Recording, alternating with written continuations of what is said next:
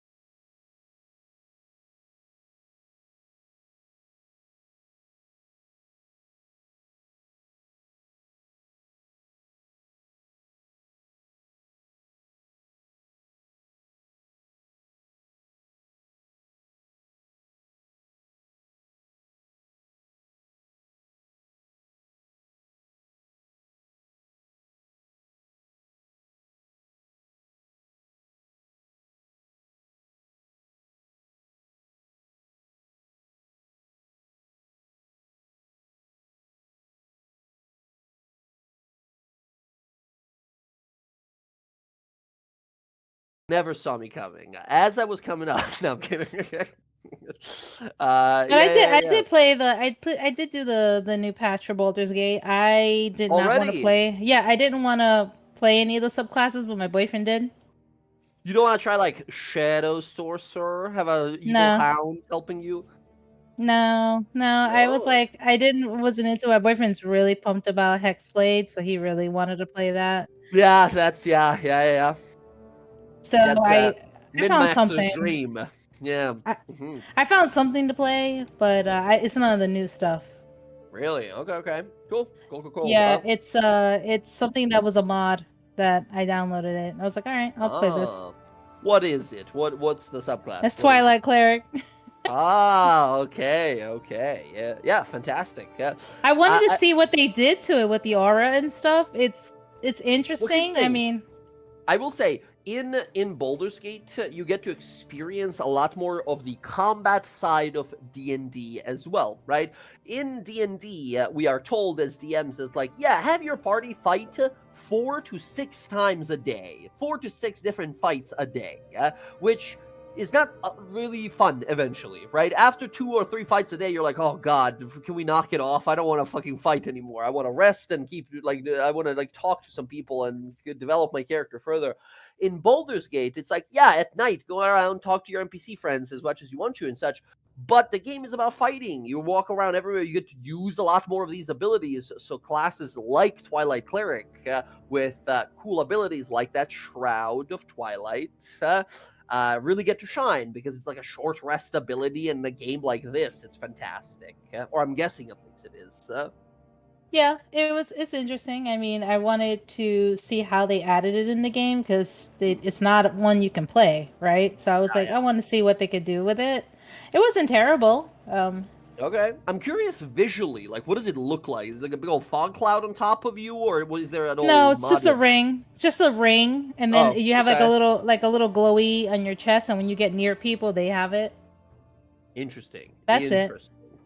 That is one thing that Baldur's Gate has kind of nerfed paladins about, the sort of aura effects in that game, because the battle maps are always so huge and big, that like I'm like, okay, my paladin is gonna run up to his friend and give him like a saving throw bonus. Like, Jesus, how close do I have to get? You have to get like real close They to them added in a the middle of mod the for fight that, so you can to see like the ring. expand it. So you can see the Oh, ring around. Yeah. I gotta get that. I gotta get that.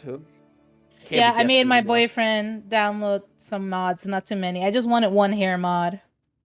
Yeah, whenever I play with my wife, she's like, "I'm not playing with you unless we download these hair mods and these face mods, and then some Well, horn mods." that was what he wanted, right? He wanted to play subclasses that I was not really interested in, and that's how I, that's compromise. That's compromise. Yeah. Awesome. Hell yes.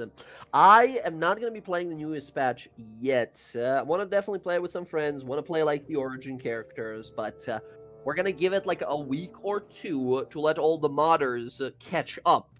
And like update their mods and stuff like that, right? And then we're gonna just pump it all into the game and have a playthrough or something.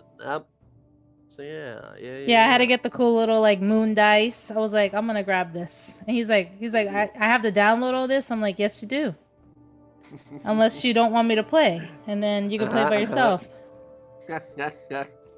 Gotcha. Yeah, that's fair. That's fair.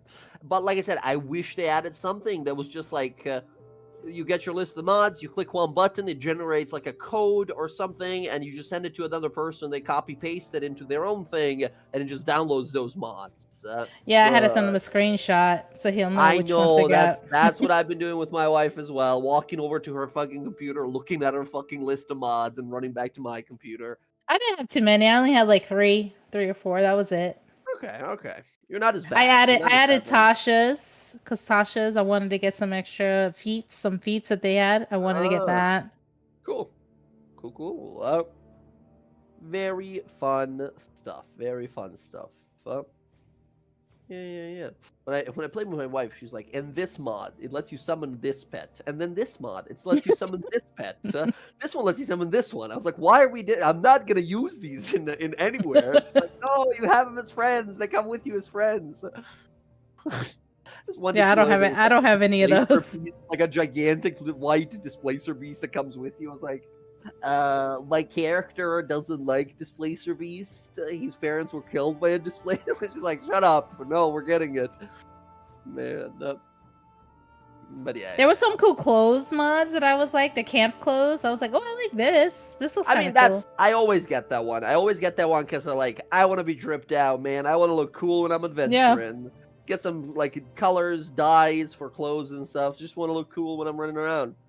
Because it's fun to roleplay a fun, cool character, and then I look at my armor, and I have 3 different mismatched pieces of gear and a wizard hat on my fucking armored warrior, and then, it looks a little ridiculous. But yeah. I think we got Hello. Zach in. Yeah. Hello. Sorry Zach, for being so late. We're talking Baldur's Gate. We're hanging out I was telling here. Zach that we can all play our characters because they have stuff like they have Eladrin in there too. Those mods. Oh yeah, you can totally. And you can play a Blaze Singer now. Yeah.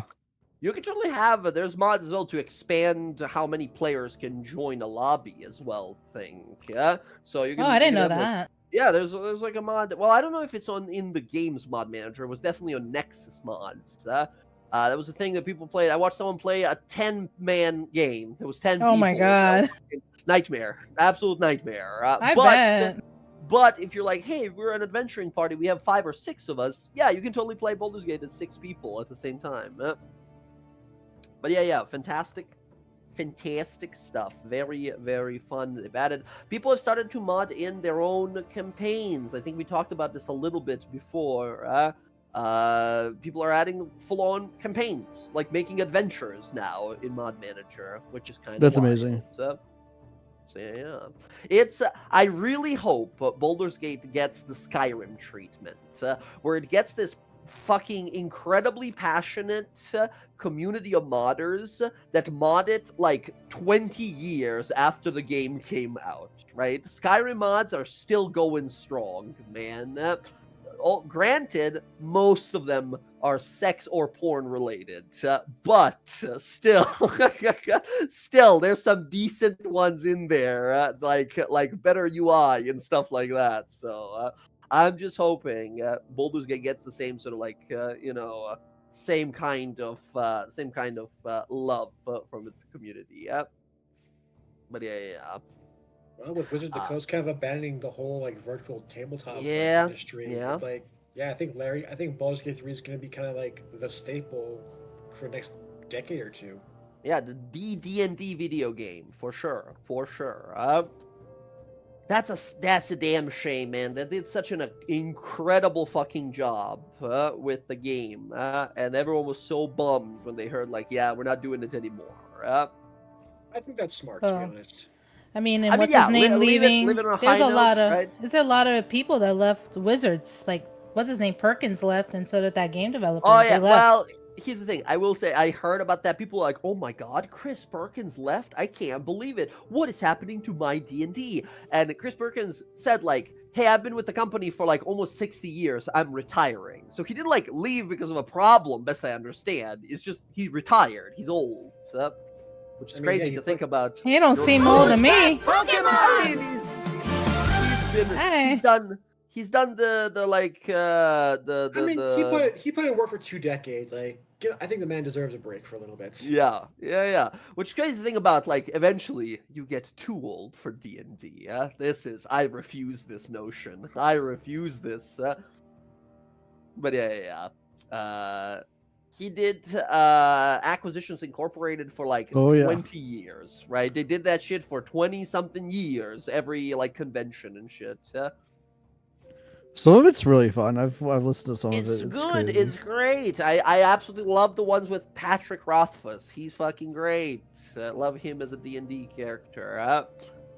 And then it's one of the first D&D shows that I ever watched. But it was they had one game a year, right? On conventions and stuff like that. Other than that, they played at their homes and stuff, and it's always just to show off the new module coming out and such. So it's always just a fucking drug-induced crazy adventure that makes no sense at all, but they're just showing off some cool stuff. It all very much so picked up for D&D podcasts and Wizards of the Coast doing these sort of public sort of ad gatherings. They're doing these games around when Tomb of Annihilation came out. Because around that time, big figures, like public figures, began to like join, like Joe Manganiello joined the scene as well, right? And then like Archon became real popular, and they got a bunch of like Deborah Ann Wall? What's the name from Daredevil? Yes, Ann yeah. Wall as well. She was like a big figure as well, who was super into D&D. There was Arash something. No, what was the name of the guy? I forget. There was a bunch of like actors basically. They got into it. Crazy to think about how that it's been already like 10 years since 5th edition came out. Wow.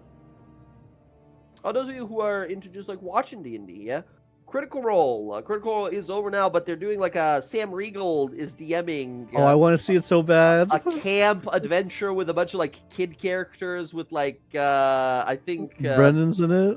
Bo and what? Yashai's I'm gonna watch it Brennan's because in there. Brendan's in it. Well, I've so already apparently- watched 2 of the episodes. It's incredible. It's funny. Yeah, well, apparently it's his home game brought to Critical Role because he runs a campaign for his kids. Incredible. That's amazing.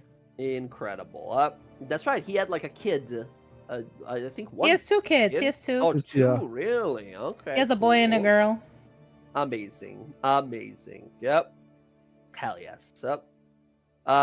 Very funny shit. Very funny shit so far it's happening, and it's kind of adorable because apparently, part of it is like Sam Riegel got his kids and a bunch of their like friends and kids of some of the other like cast members, like Laura and Travis's kid. I forget what his name is. Rowan, yeah. Ronan? Yeah, that's right. He got a bunch of kids to basically, like, he asked them, like, okay, this next part of the dungeon is going to be this. What kind of a monster should be in there? And these kids are just drawing up incredibly insane things. Like, kids being super inspired to just, like, make up stuff. It was super fucking funny because, well, no spoilers, but one of the monsters had ability to shoot out depression. Which one of the kids immediately jumped to, like, what kind of attack should you have? It should make people depressed. And he's like, Jesus, all right. Those are the tweens. Yeah, wild. To be fair, that's how most monsters are made. Was like a kid's imagination. That's how. You guys remember like if you guys ever encountered an oubliette? Oubliette. No. It's this red gelatinous ooze that feasts on the memories of people to make a living representation of them. Yeah, no, it was made by a kid for a Make-A-Wish, and it was his wish to like make a monster for D&D, and that was his thing. Interesting. That's dark. It's a terrifying. That's hella dark. Yeah. Let me see. I know. Oh, wait, Oblex. You're talking about Oblex? Yeah, the red Oblex. Okay. I was like, Oubliette. I can't. Oh, Oblex. Yes. Oblex are horrifying. They are big old slimers that do all kinds of weird shit. Yeah. Well, in the Teldore campaign, for those of you guys here in the Teldore campaign, do you guys remember that Jacob fellow from the very beginning of the campaign? Oh, yeah. That's what he was. He was an Oblex. He was a big old slimer that can eat people's memories and like make perfect like recreation of them and manipulate people. It's scary shit. But yeah, very cool monsters. Absolutely love them. Horrifying. Absolutely horrifying. Look at this thing. Look at the art they used for this. To sort of show off a collection of minds or memories that a slime creature is using to trick you and exploit your weaknesses. Horrifying, yeah? And also very cool. But yeah. I did get my gaming PC, but I have not set it up yet. My boyfriend already set his up. What happened to your son's computer? Did I'm using it. No, I'm using it. That's why I haven't set mine up yet. And but I might set it up because his computer runs Baldur's Gate like trash. Really? Okay. Not trash. I have to run it not the way that I'm used to running it. So I was like, I guess I'll set mine up finally. Because I'm like, I don't want to do all the work, download all the shit. And I was like, well, I got to do it now. Because my boyfriend We're gonna play Baldur's Welcome Gate. back. So Yeah. Baldur's Gate's luckily not too demanding of a game, but it is nice to just run everything on ultra. Feels pretty yeah. neat. All right. They actually well, left my computers downstairs on the first floor breezeway when I was out shopping. Oh. They were supposed to leave it at my door or leave it in the package nexus, and they left it downstairs. Your fucking computer. Yeah, so I got the email, and I was like, and I look at my camera, there's nothing there. I didn't get a text from the package nexus, and so I'm like freaking out at the store, and my son comes home and calls me and says, "Mom, your PCs are downstairs in the breezeway." And I was like, "Can you get one of the neighbors to just put it by our door so at least I could see in the camera, you know?" Yeah. And we're on the 3rd floor, so unless someone actually physically walks up, they won't see it. So if anyone that would take it would be my neighbors, and you know damn well I'll be knocking on their fucking door if they take my fucking computer.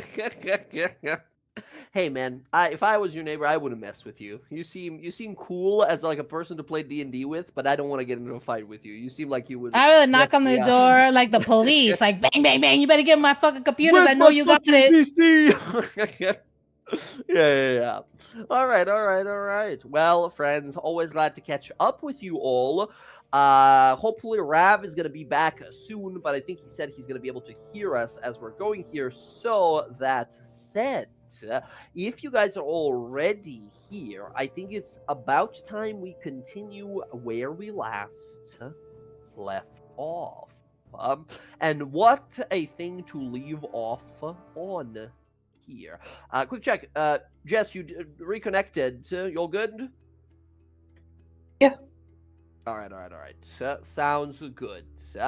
That said, friends, go ahead and mark down your inspirations. Take a look at those big, long character sheets. Remind yourselves what your characters do. As we start, as always, with a recap.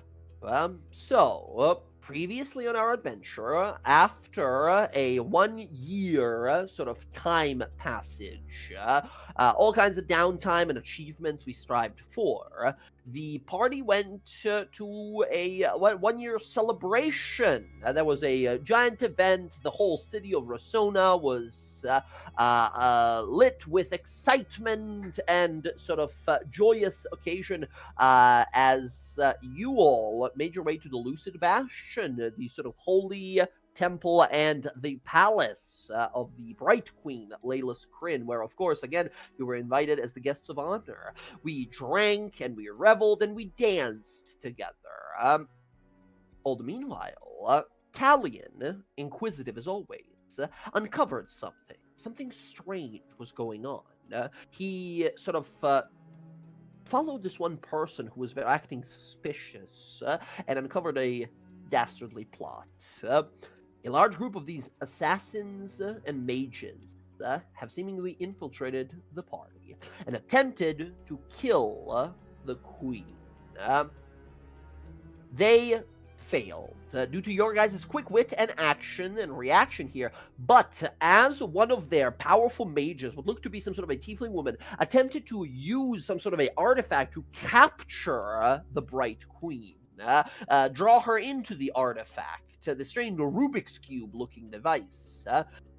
Instead, Varen threw himself sort of in danger to protect them there, and this person turned the device onto him instead, grabbing him and taking him as a hostage to wherever they came from. During the fight, however, Alcina, whose true appearance has been covered and sort of illusioned, she was by a spell of Shadowhand Essek, as he dispelled all of these illusions and disguises on these many assassins. She too was dispelled of her protection here, and her affiliations were made clear to the people around her as she bears a symbol on her belt.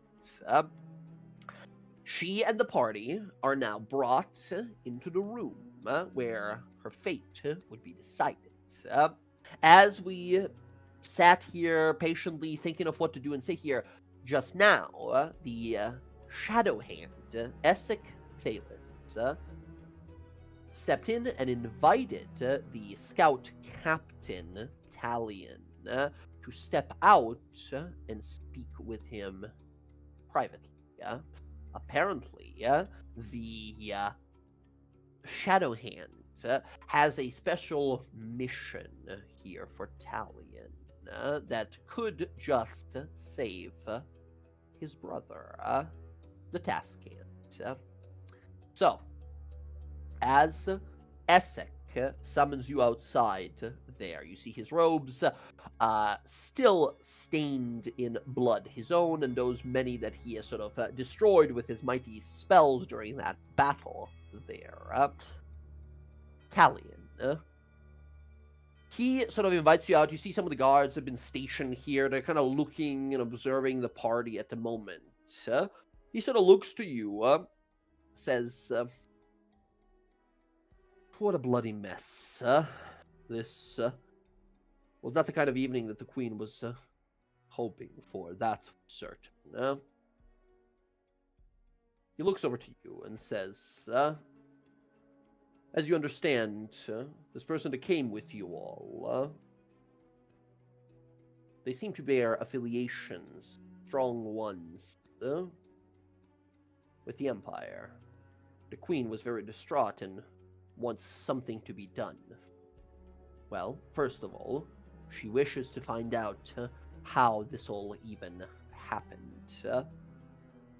Talion, I've come to rely on you in some ways, if nothing else, at least for your keen sense of insight and eye for detail. He looks to you and says, this person, this disguised, illusioned ally of the party, they all spoke in her favor. Even Captain Olio seems to trust her in some ways. But I wanted to get your thoughts on the matter. Do you think they are involved in any of this that happened tonight? Italian crossing his arms, taking a moment to think things over. Apparently, she's been associated with the party before my time with them, but in the short time I've been around her, I never got any vibe of ill intention to the dynasty or to the party. No, I think she's here on a separate matter from these assassins that attacked us tonight. That's what concerns me. A separate matter still. I took some time, tried to look into this person. As you understand, my primary concern is the safety of the Queen. Therefore, I like knowing what people are thinking about. You yourself, for example, I think I got a pretty decent bead on you. One thing. Who's that Pokemon? You are not a captain. You are obviously skilled and insightful, and you have some knack for the arcane. As such, I'm certain you could have at any point protected yourself and your own thoughts against any inspections, and yet you've chosen, seemingly, not to do that. That, to me, shows a certain level of devotion and perhaps trust given. I'm very uniquely skilled when it comes to knowing what people are thinking. Like I told you about your Eladrin friend before. Some minds are more guarded than others, however. And this person that travels with you, well, I was very intrigued to find out that her mind is perfectly guarded, in fact. Unreadable, if you can imagine such a thing. Well, that drew interest of mine greatly. That is the reason why I'm asking here.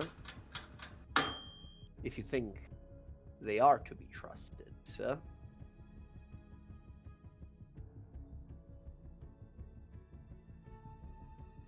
Colleen takes a deep Yeah. breath. Thinks. I think she can be trusted. And if not, if she chooses to betray me and my comrades, I'll deal with her appropriately. Sort of gives you a look and narrows his eyes, kind of nods slowly, and says, very well, Captain. Now, there's only one matter left to discuss here. The Queen and the Bright Queen and the Dusk Captain, her wife, are both injured. The Dusk Captain will make it, but she is sustained some powerful blows while defending Her Majesty. This human ally of yours, while I trust your word here of insurance of her intention, still, needless to say, used deception and trickery.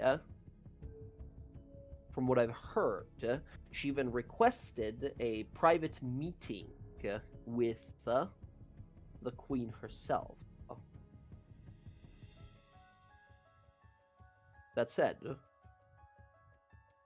the Queen has not yet decided on what is to be done with this one, but I came to you for a different reason.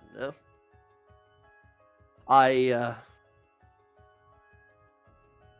think it's well understood to us both that you are not Drow. Not entirely, please. Isn't that right?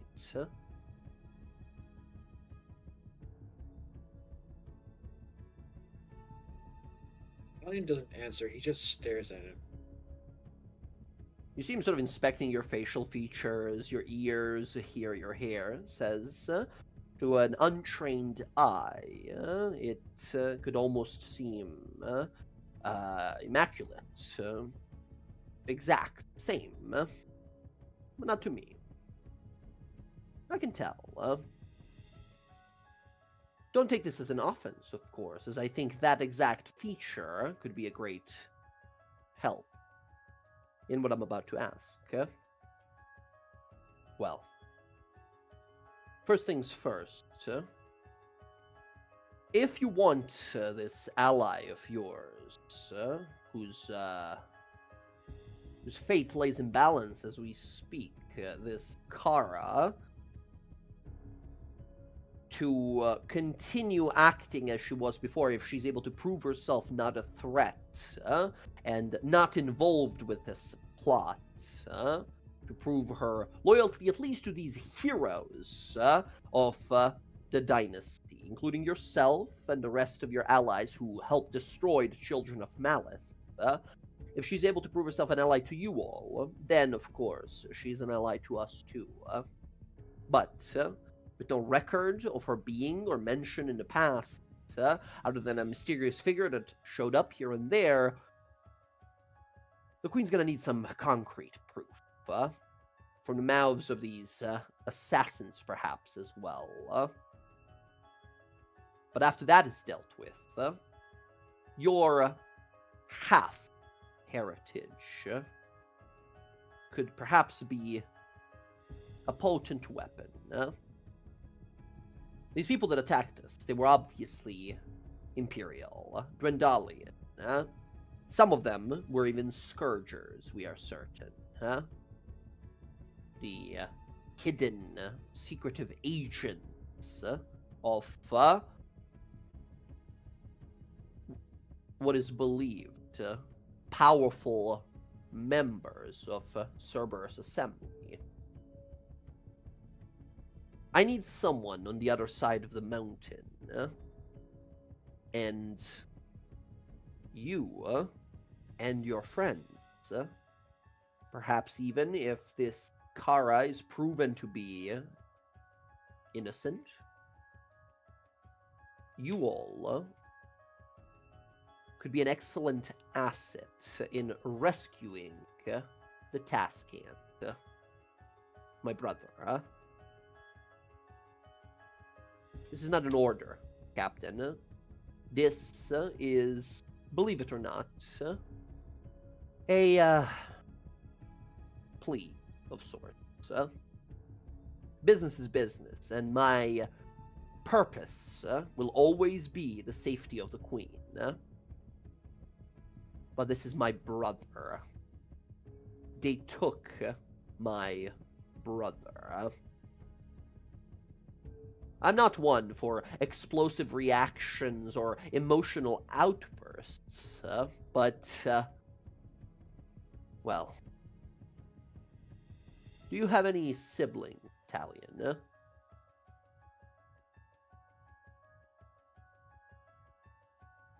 No, I don't have any siblings. Any close friends? Anyone you consider a brother or sister? Once, but that was a long time ago.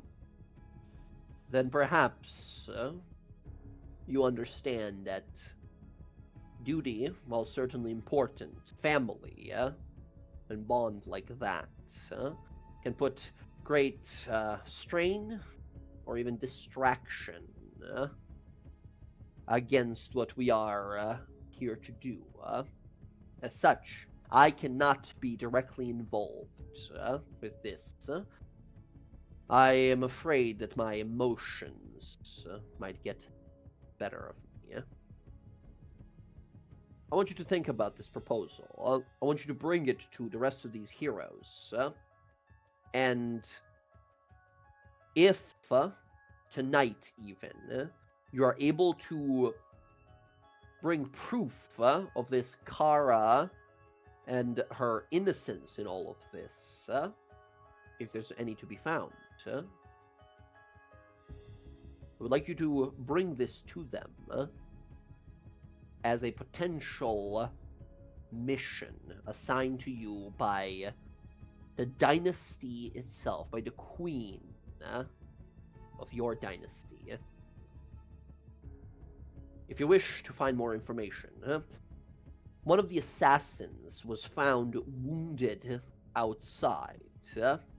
I noticed when it all began, you weren't present in the room. The one that was found outside, that wouldn't happen to be your handiwork. He was struck with some sort of a magically conjured blade. That was my handiwork. Have they been taken to the dungeons for questioning? Yes, they are in the Dungeons of Penance right now.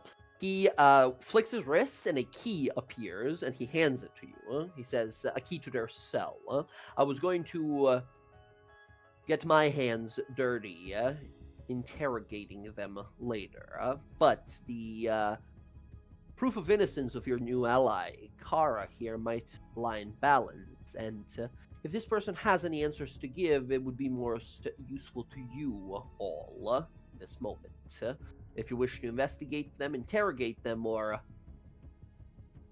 kill them if they have nothing useful to offer, I would ask you save their heads. There's always questions that we can ask beyond death still. Colin will will close the key in his hand and pocket it. I'll bring the request to the party. I'm more than happy to help, but it definitely would be a lot easier with their aid. So I will go request it from them. Very well. That would be all, Scout Captain. As you must understand, until you head out or attempt to do any sort of investigating around town here, you'll be under heavy surveillance by some of my own agents. Of course, not for you all. I am not a trusting man, but I've seen and heard of your handiwork. You, heroes of the dynasty, I trust. Your ally, Kara, well, your friends might plea in their case, but I'm not so easily swayed. And until such time, they will be observed. And so will you. Understood. gives you a nod, and turns around and just sort of floats, drifts away down the hallway. You see these guards nearby here, just sort of looking at you. As you see these people nearby, there's maybe like 4 of these sort of like royal guards. They just give you like a nod of like, that'll be us, right? We're gonna be the ones keeping an eye on you. You see these like wearing magical and like enchanted armors. They have big like enchanted glaives on them and such. These are like solid soldiers, like powerful warriors. I give them a nod of acceptance. And then I'll make my way to where the party is being held. Yeah, it's you were just outside in the hallway of that room. As you open the door, head on back inside. Meanwhile, oh yeah, sorry, go ahead. And while I'm making my way to them, I keep thinking over in my head, you were their target. Why were you their target, Shadowhand? Yes. You recall the battle perfectly. The queen was there, wounded. He was right in front of her, holding a big shield spell, protecting her. As you will continue to walk your way back into the room here. Meanwhile, in the room, it's the rest of the party here, and with you guys is Ilivare. Captain Olios, I suppose. You see Ilivare sort of pacing back and forth in the room here. She kind of looks to all of you. And she says, this is a shit show. This is such a shit show. You all right?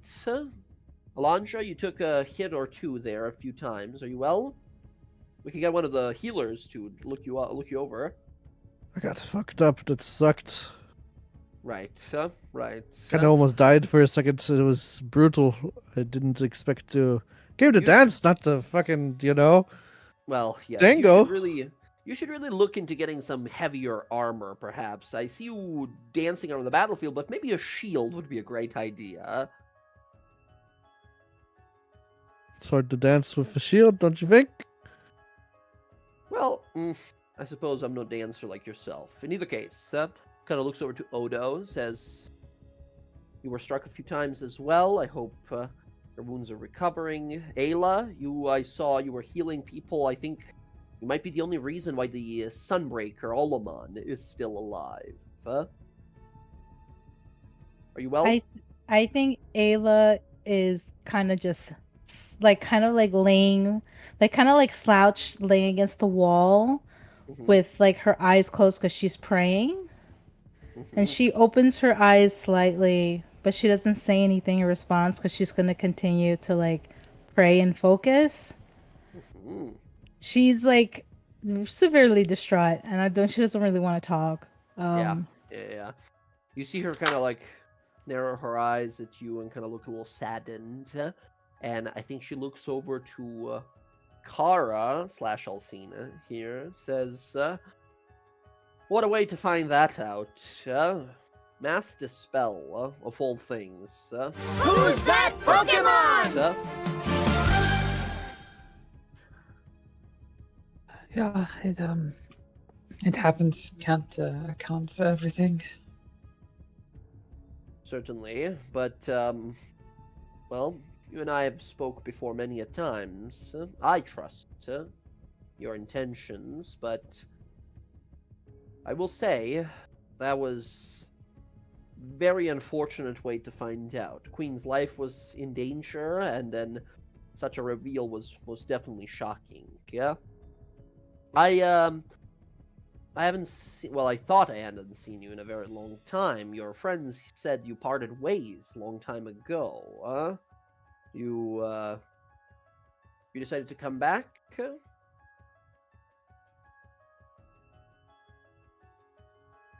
I'd been in the area working on some stuff. And it just was fortuitous to be able to come here to carry on with what I was doing. Right. Fancy way of saying I got trapped on this side of the mountains when the war broke out. Right. Well, as you can see, war is far from over, especially after tonight. In either case, Yeah. they're probably going to think that you were involved with this. When we first met, I was greatly distrusting of you, but your friends here have definitely showed to me there's more than just staying alert for every possible person that could stab you in the back. Well, I was hoping that was all behind us with the Children of Malice destroyed, but in either case, if it comes to it, I will speak on your behalf. I am the rightful ruler and leader of Den Olios. We are the rulers of the wasteland. My voice will carry. How does that work? Your sister succeeded you when you passed. Did it just go back to you now? Yes, it went back to me here upon my revival. Ulutre is a sweet girl. She is not one for politics. Not yet, at least. She's young. She's learning still. One day she will make a fantastic leader, but I'm better suited for cutthroat tactics. In either case. So like then I would go back to your older sister then, if we were to get her back. She looks sort of a little saddened and says, yes, it would. It is, title is passed on by age to the eldest. So, me and Ulutre lost our eldest sister long time ago.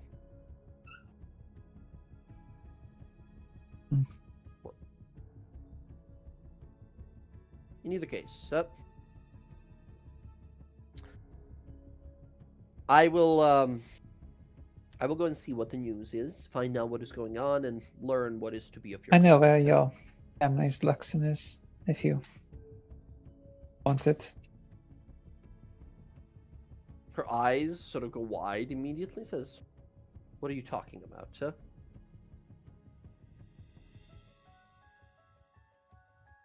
Beacon that you had at your place, I know where it is. The beacon that was stolen last year, during that war for Dumaran, when the attack happened on Asarius. How do you know that?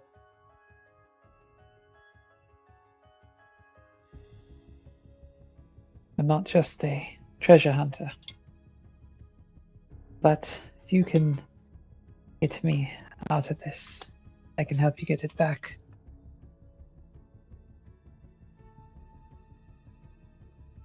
She looks around to the rest of the party here, kind of stunned a little bit, and says, you'll have to excuse my tone here, but you understand you're not exactly in a situation of negotiation, right? Whatever information you have is probably very potent and important, but and it stays trapped inside my head. Not even your people could pull it out.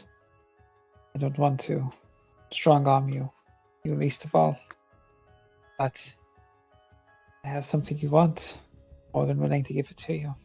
You can make sure I get out of this.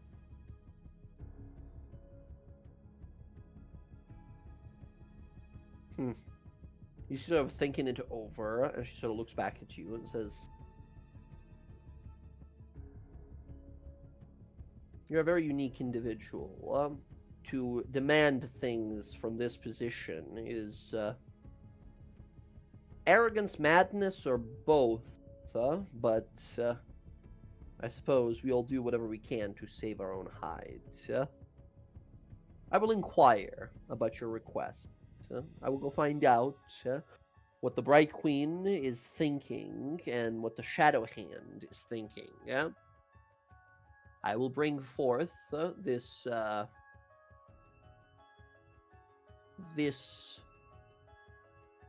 mercy request of yours, is what we are going to call it.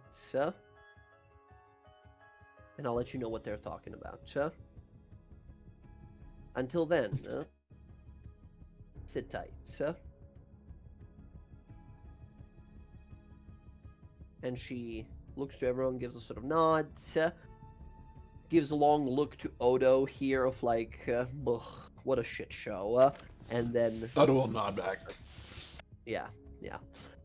She walks on over immediately here, kind of to you, Odo. Here, she sort of squeezes your hand a bit. Says, "In the chaos there, I saw what you did. You rushed to protect Ulatray. Thank you." Den Oios is my priority. Den Oios is my priority. She leans down, kisses you, and then walks out of the room. You guys are left there. As she's opening the door, we see Talion also like reaching for the door, and she looks a little surprised. Says, Scout Captain, I hope you have some good news. Your friends seem to be starved for them. I have another meeting to attend to myself. And she just sort of gives you a nod. No, they don't let me hold you up. And he'll step aside for her. Yeah, she nods sort of thankfully and walks down the hallway as you enter the room. I give a notion for the guards who are following me to wait outside. We're not going anywhere. Yeah, they give a salute like, yes, Captain, and they stay outside, close the door. Talion, just as he walks into the room, the door closes, he just lets out a big sigh.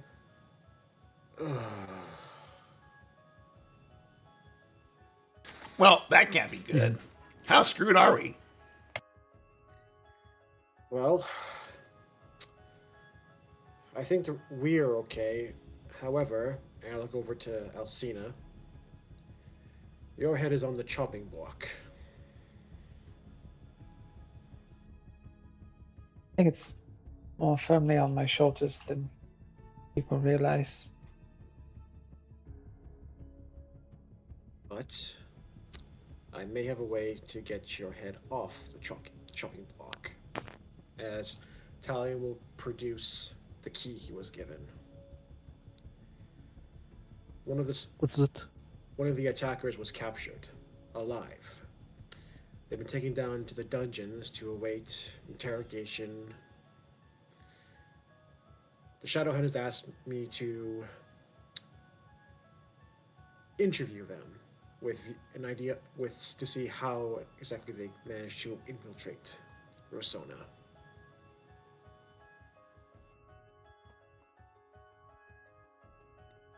And with that, hopefully clear your name.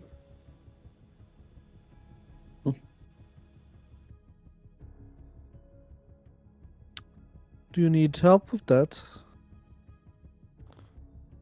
Yes, I would like all of your aid and when I go down there to question them. Alcina, you're welcome to accompany us too. However, it has been informed to me that we will all be shadowed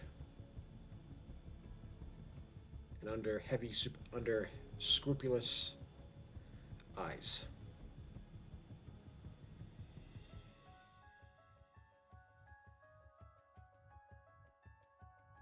If it's a scourger they have, I wish you the best of luck in getting anything out of them. Actually, I was hoping you could help me with that, Alcina.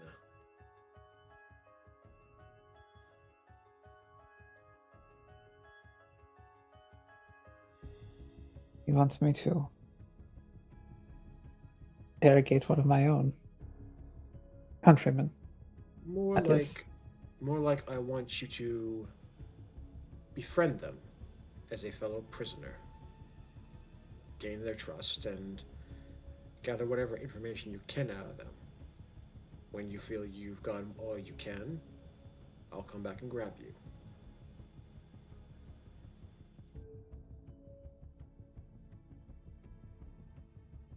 I don't like that plan.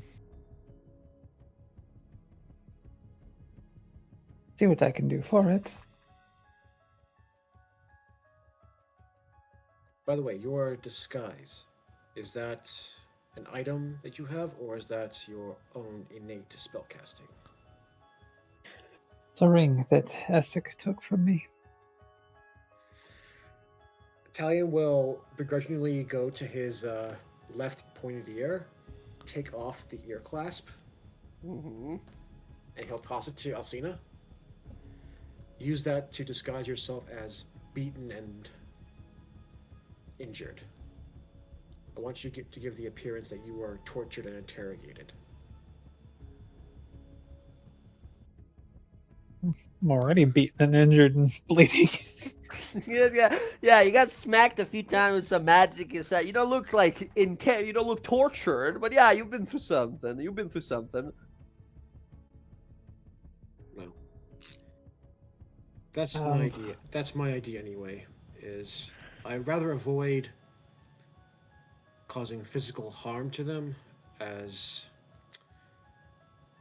I've heard the rumors about scourgers and the tortures they go through. I don't think any physical torture or interviews will alleviate any information that they'd be willing to give. However, if a fellow countryman, and one also injured and who spoke the native tongue, were to share a cell with them, I believe they'd be more inclined to loosen their lips. Just out of curiosity, what exactly is a scourger? Assassins. They're the fist, the hidden fist of the Empire. Their job is to infiltrate, assassinate, and eliminate targets of the Cerberus Assembly. At least that's the rumors I've heard. It's a bit more than that. Assassins as well, yes. But they are also spies, informants, information gatherers. They are, in a sense, everything that you strive to be.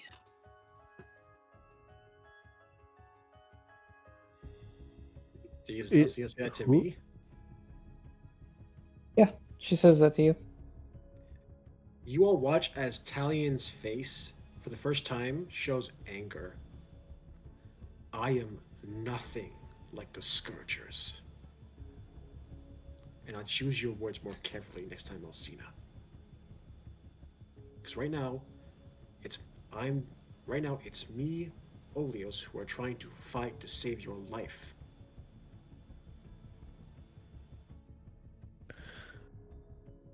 Alternate plan.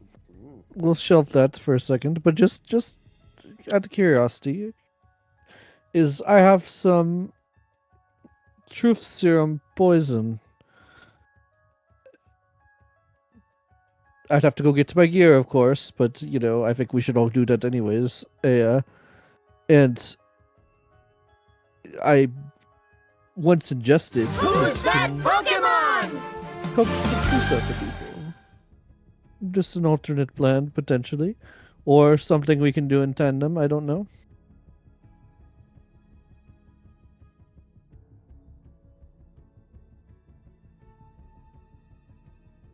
They're not going to be willing to take anything from you.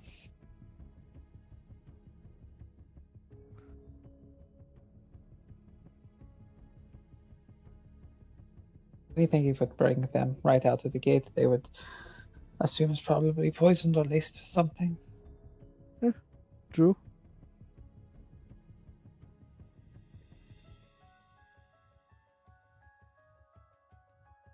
Maybe force it. I don't know.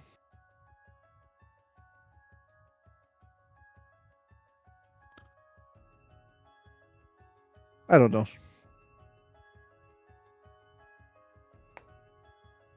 I look over to Trust me in a cell with my own people. Alcina? Sorry. Yela? She's been listening to all of this, and she will open her eyes and look at him. Yes? I remember one time you told me you're capable of extracting the truth from individuals.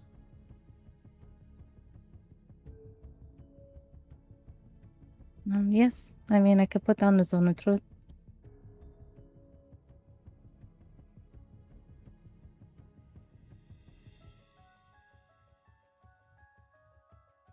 You have that spell prepared?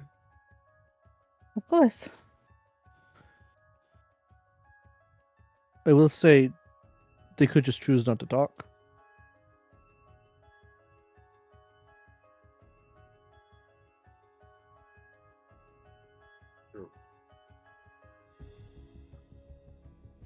That poison that you have, is it have to be ingested? It's ingested, yes. Okay. I will say here, knowing your own magic, Ayla, go ahead and give me a Arcana roll.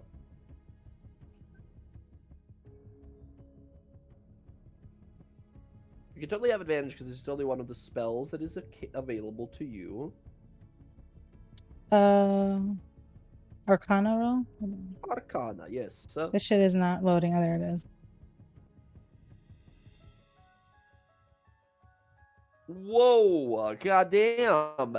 Ayla, yeah, you see Talia sort of ask you, like, yeah, can you do this? Can you, like, extract truth from people? And you, yeah, as you said, yes, you can cast Zone of Truth, but, you know, they're right. They don't have to talk. Unless, of course, you make them talk. A tactic that occurs in your mind, something that seems very forceful, but probably very effective. Casting your Zone of Truth spell, and then following it up with a command spell, perhaps asking a question and then forcing someone with a command spell to answer while in a Zone of Truth, could be a very potent combo of cleric spells. You, as a cleric, would know how your spells work and would perhaps think of, like, if we absolutely need to extract truth from someone, I can probably force them to say what I want them to say. And this is the thing. Ayla is very big on not forcing people to do things, but in this moment, she doesn't care. So she would stand up, whatever you want, we can go into it.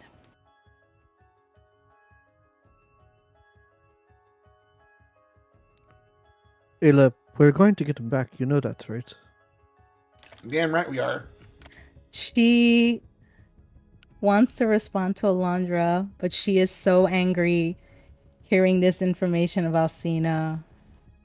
And she doesn't want to upset Alondra and be rude or mean. So she just looks at her and nods and doesn't say anything. But you could tell she is severely upset and distraught. I mean, you could see the streaks of like tears that are like on her face of her just crying. Alondra will try to put a hand on her shoulder in comfort.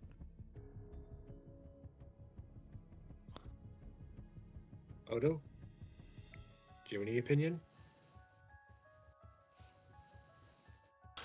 You know, this is all over my head. Rav, you there? Oh.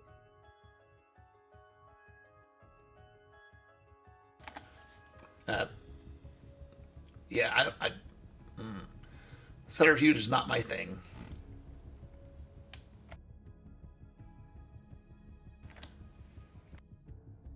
Let's go get some answers then. You want to do it your way, Ayla? Yeah, it's probably the better way. I don't think they're gonna let us leave here if we didn't get our stuff, so. Okay. I just have my spells done. Before we leave the room, I'll just kind of stop Alcina. Do you want to stay as you are now, or would you rather go back to your disguise? I look over to the clasp I've given her.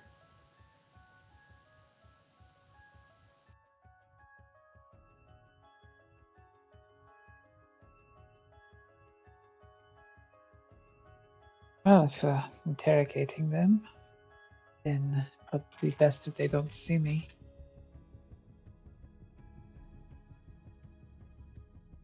Right then, Kara. How does this work versus my ring? My ring was tailored to be what it was. Place it around your ear, and then give it a little tap. It'll activate the item. Put it on and very similar in magic to your ring here. This can disguise you and make you look like Kara here. With that, you'll exit the room. With that, you all exit the room and head your way through the town.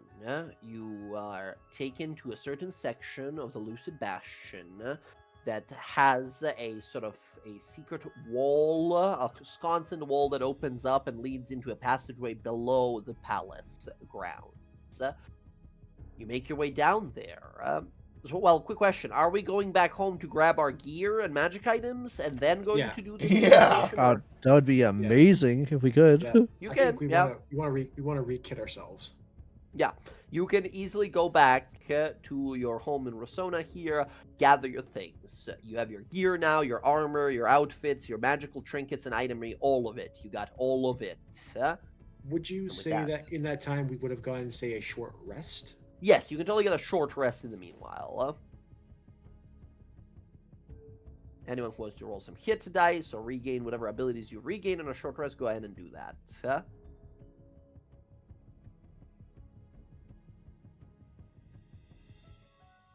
Okay. I don't know how to roll multiple hit dice, to be honest. Not really a thing. There's like macros you can do for it and such, but you just tap it. You just keep clicking it. Right, I'm back to full. Nice. I could at least do a couple. Get my calculator out. Odo figured it out. Rav, if you want to share how you did that with Zach here, because I don't even know how you do that. How you roll multiple hit dice. Under the temporary hit points, you'll see perfect. a box that says type available in max. You should click the short rest, and it should say how many dice you want to use. So make sure your available says short rest button. Gotcha. Yeah, just make sure your available dice say what you have, not 0. Gotcha. Man, I hit the short rest button and it didn't do any of that, so okay. Weird. It is weird. Mine works. I'm normally one of the problems. I'll look into that afterwards. I'm not exactly certain why it works for one and not the other. I mean, let's see. One more. Let's get to full. Oh, okay, close to full. You're on the one in that last one. All right. Okay. There we go. Looking much better. Regained some hit points.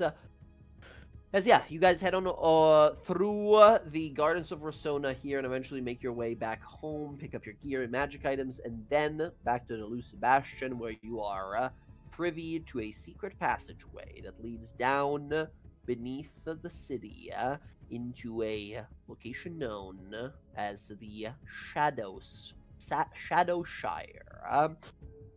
Down here, this well-guarded stairway that curls beneath the firmaments descends in under the surface of Jorhas, a vast subterranean district that is built throughout the reclaimed prisons of the god of torturers, Torog.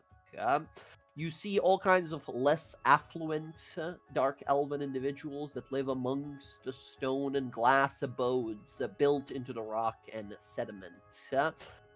Caverns amass bioluminescent fungi to be harvested for food and medicine and such, while enchanted lanterns light various levels with soft and many-colored luminescence.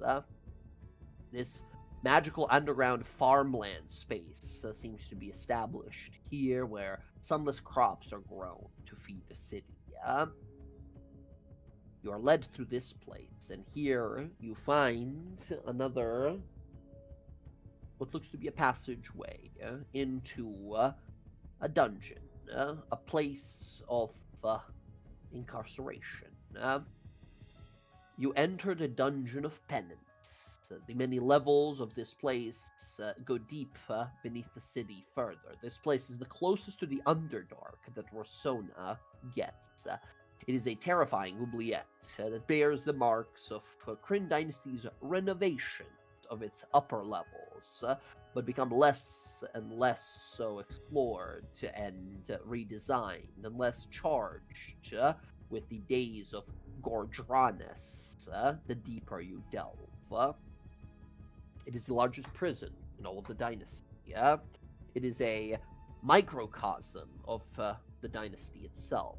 That can be, you can find all kinds of complex bureaucracy here of jailers, supervisors, and elite Aurora Watch soldiers who guard the frigid holes of this dungeon.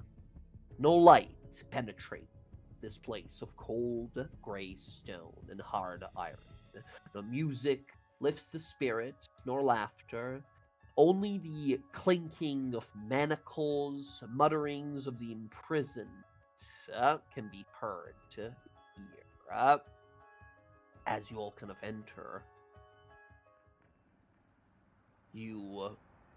only thing you hear really is the occasionally barked order from a guard that break the oppressive silence looming over everything. You pass by a bunch of these prison cells and see these gaunt faces peering between the bars that resemble their surroundings. Gray, hardened, and solemn. People who have given up hope. You hear mutterings and sort of speaking under their breath, maddened tones of loneliness. Some of these people have been here for hundreds of years. You see mostly dark elves here, but an occasional hobgoblin, an elf, and an ogre can be spotted as well. Rare few humans. As eventually, one of the guards leads you over to this designated cell. Newly thrown in there is a young man with a bloody wound on the side of his chest. You see this person is bearing manacles. They have this sort of short, kind of flat top, blonde hair here, coated in blood, mostly their own here, as you all approach. As we're approaching, are we doing this? Are we doing two different things here? Are we doing like first we're gonna throw in Alcina and pretend she got beat up and she's gonna be a prisoner with this person to maybe get some information out of them? Or are we just walking in and casting Zone of Truth and trying to find out by like interrogating? Yeah. I think we're gonna go with the Zone of Truth, but before we get to the door, I'm going to whisper to Kara. If you start speaking in Zemnian, would you mind translating it and reiterating it back to us?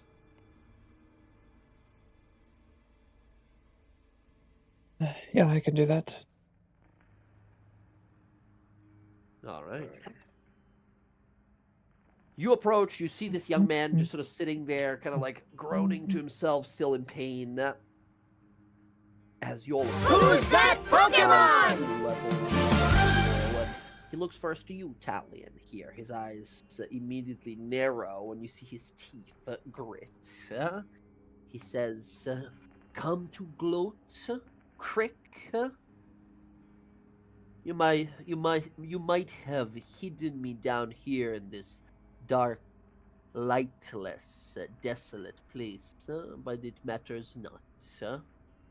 I've heard the screams, the panicked anguish after you left me to bleed out like a pig. Whatever happened in that dancing hall must have been a grand success. I'm gonna assume we got what we came for." I'll cast dancing lights to illuminate the room. Lights appear, illuminating. You guys see his face as he sort of squints, kind of surprised by the light all of a sudden. Talion's eyes squint a little bit, but he's fine as he looks at him. I must say, I was quite impressed with you and your comrades' boldness tonight. Did quite a job. Quite a number on the high-ranking individuals within the dynasty. He just stares back at you with this kind of cold, hateful look. He says, looks like I missed quite the party then. What a shame. I was hoping to claim some justice for my own people. After all, patriotism is hard earned these days. Well, doesn't matter now. Are one of these your executioners? Are you a little too afraid to try for another round with me? I'll go down on one knee to get eye level with him, and just put a smile on my face. You should be proud. You killed the queen. He stares at you intensely here. Can you go ahead and give me a deception roll? Sure thing. Whoa! Oh my god. He looks at you and you see I'll say because of natural 20, no need for insight here. Talion already an incredibly insightful individual. He looks a little surprised. He looks a little like surprised by that. But then attempts to immediately sort of cover it here with a wide grin. He says, well, of course. All that time, all that planning, it's always so satisfying to see you elves, immortal beings, all the time in eternity that you have, how little you understand of what time means to someone like us. Time invested very well then. I can rest in whatever afterlife. I'm certain you think I'll be ending up in some manner of hell. But I've done what I needed to do for my country and people. This war is over. You've piqued my interest. Whatever deity is awaiting you in the afterlife must be very proud of. Are they the Lawbearer? The Dawn Father? He scowls. The Platinum Dragon? I couldn't give more or less of a shit what kind of god sees my deeds as good or evil. I do what I do for my people and my country. Your people must be very proud of you for you to end up in this wonderful place. He scowls and then smiles immediately afterwards through sort of gritted teeth and says, not such a bad legend to have, a martyr, someone who gave their life for the ultimate victory. Sounds quite a fetching story to me. They'll sing my name back home. Well, I'm not just a man of action with the blade, but I'm also a chronicler. And I think it'd be important in the dynasty's history books. The names and plans of the ones who managed to slay our queen. And I'll point out to Kara. That is what my chronicle here is meant to come here for. Information so that history may note your great and noble deed. But of course, if you're not interested in being remembered, I'm more than happy to go speak to the other prisoners and have their names chronicled in history. He scowls. I begin to get up. He scowls looking at you, and on that natural 20 here, he sort of squints in your direction and says, name's Johann Kindler. I am just another soldier, just another soul willing to do what must be done for his people. But it doesn't matter. It doesn't matter what you beasts write in your books. Soon enough, with your little queen butchered and dead, you will all do as beasts do. It's only a matter of time until you turn on each other. The Empire will stomp you underfoot. Molly's talking. Does he have the tattoos on his arm, or is he just a you see soldier? you see some markings, or although you can see only a bare few, right? This is someone who was recently initiated. Looking at this person here, Alcina, you don't see a hardened sort of a battled warrior or an agent of some sort. You I think very clearly see someone who is an unexperienced member who, well, whoever sent him on this assignment probably did so with an understanding that they will never see this person again. A throwaway. That's what, like, when she sees that, she's gonna kind of like step forward just a moment, like lift her hand, and she's gonna use her like basically like telekinetic grasp to, I don't know if you want to roll for it or not, but if not, she's just gonna like grab him, pull him up, and like crank his arm up and out so people can see it.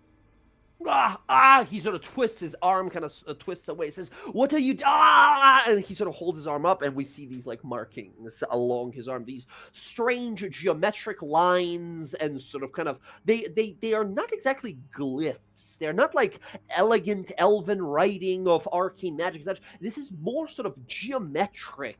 There are some minor shapes, but they all look so very kind of hard and angular in their design. Fresh. What the hell are you doing? His arm look. You look over at them. I mean, this guy. This is not like like a few months. Maybe like a better part of a year or something like that, right? Very much so new. Feel about is meaningful to your organization. As an ant is the underside of our boots. You're too new to be important. So I would advise, Johan, that you answer the questions that, and she gestures to Ayla, that my lady here is going to ask you. If you don't, you'll rip them out of your head very painfully. He scowls at you and says, "You don't think I've been threatened before? You don't think I've been tortured before? I have gone through conditioning, unlike you can imagine. Do your worst, beastie."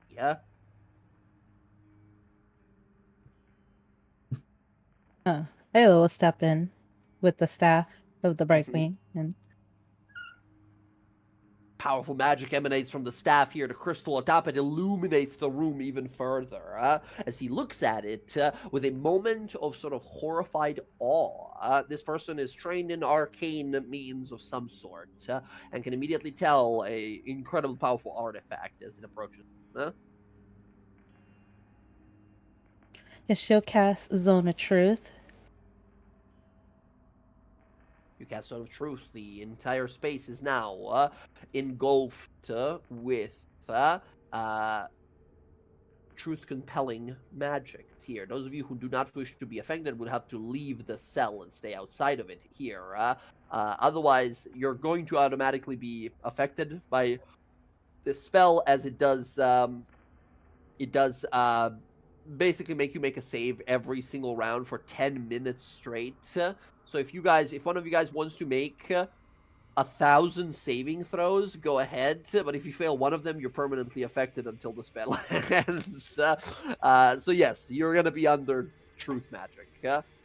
And then she will get really close to the person's face, and she'll say, "I command you to answer all questions." He spits in your face. Do you want to cast the command spell? Now, here's the thing. Command spell is not... So, for example, like, a suggestion spell would be like, I would suggest you tell me everything. And they're like, for 8 hours, I will do that. For 8 hours, I'm going to be telling you truth only because you're my friend, right? So, suggestion is great for that. Command spell is like... in the next 6 seconds, or like the next sentence you say you have to answer truthfully by you casting like command, saying like answer, right, or something like that in the sort of truth. So it would be like you ask a question and then command them, and they would have to answer truth. Yeah. Yeah. So I'll wait for Talion to ask the questions, and then I will command him. I have a lot of spell slots left. Yeah. It's just the first level, right? And you have sorcery points as well for it. Okay. So. He just sort of scowls and says, "What do you think you're?" And then he realizes what the magic is that you cast, as his arm is still sort of twisted and held there by Kara's ability / magic here. As he looks around and scowls, and then just closes his mouth as you realize he's immediately going to like, "I'm not gonna say a damn thing from now on." All right then. Let's begin. How did you and your comrades enter the Lucid Bastion without us noticing? You see like Ayla's eyes flash white, and she'll say, "Answer." Incredible. He starts saying, pathetic. You're not gonna get a damn thing out of... And then as we hear this answer, it almost like echoes off the walls of the cave here, as if tripled or quintupled voice of Ayla's here carries. And this guy's eyes flicker with her magic's color, and he sort of twists his neck to the side and says, sewers under the city. There was a group of elves that helped us. And he stops as like the command spell sort of ends on him for that turn. As he shakes his head and looks up at you and says, "What are you doing?" Next. I guess all that training meant nothing, huh? What is this? This is not... And he tries to like leap for you, right? He's manacled to the floor and such, but he tries to like headbutt you as you approach. I mean, I will say here, you're like Alcina, you're Kara, you're holding him by like telekinetic grip by the hand here as he tries to like headbutt her. Just do you do anything? Like slide it to So like as I'm like holding it, like seeing what he does, like I just kind of like jerk his arm to like the side and like basically shore up the slack so he can't just like. I mean, how forceful do you want to be about this? Do you want to be like, "Hey, don't do that again," and give him like a tug back or something, or you're like, "I'm gonna make sure you don't do that again," and you just break his arm? Who's that Pokemon? Yeah. Yeah. What? Which one? Yeah, we're gonna make sure he doesn't do that again. It's just like when he goes to do it, like the arm just twists in a very unnatural there's a way. horrible sound of twisting of flesh and breaking of bones. He calls out in pain, and you watch his arm as Kara just sort of tilts her head slightly. His arm at the elbow fully rotates, like 360, just like rotates in place as he screams in pain, and you watch the sort of forearm and above just stops responding and is now dangling limply off to the side as he sort of looks back at it, sort of horrified, as we see this little like red energy gather around it as he looks up and calls out in pain and starts screaming at you all in Zemnian here. Kara, you hear him say, "You monsters, disgusting monsters! You'll get what's coming to you. Still, my people will come for me. They will come for me. Yeah, and even if they don't, I'll die knowing that your homes will burn." I will then get back in his face. Who were these elves that helped you? Yeah, I imagine Ayla again with the spell. Answer. As I will never say. He sort of twists his body again around. His eyes flash. He says, don't know their names. They're members of some den. They're members of some sort of important family. Our squadron leader was the one dealing with them. They had a deal, an agreement of some sort. I don't. And the magic flashes and disappears from his eyes. He says, "Stop that! I will butcher you. I will ensure your skin is flayed from your bone." And he starts screaming at you, basically again. Yeah, she doesn't even care. She doesn't even flinch when his arm is broken. She's not even. She doesn't care. Yeah. We see a cold side to our deeply caring cleric here. DM, do I recall that certain dens have like emblems for their houses? Yes, for sure. Okay. I then look at him again. What did their emblem look like? Answer. Yeah, he looks over and says, "Go to her!" And he starts twisting again in pain as his eyes flash. He says, a harp in a book of some sort, symbol on the book. And he twists his head as the command spell disappears from him again. Says, "You will burn! You will all burn!" And he's just screaming again at you all, echoing through the dungeon here. Do we know what den that is? You guys, no fucking clue. You guys would not know. However, Talion, yes, you would know. The symbol of a harp and a book underneath it is the symbol of Den Daviana, one of the smaller dens here in the city. They are led by an individual, a generally kind of a younger elven woman called Zin Daviana. That is the name of the den, one of the smaller dens in the city. For reference, there is like total of 12 dens. Most of them are located here in Rossona, with some of them like further across the waste of Rorhad, like Den Olios, right? They're like in the middle of the wasteland and stuff like that.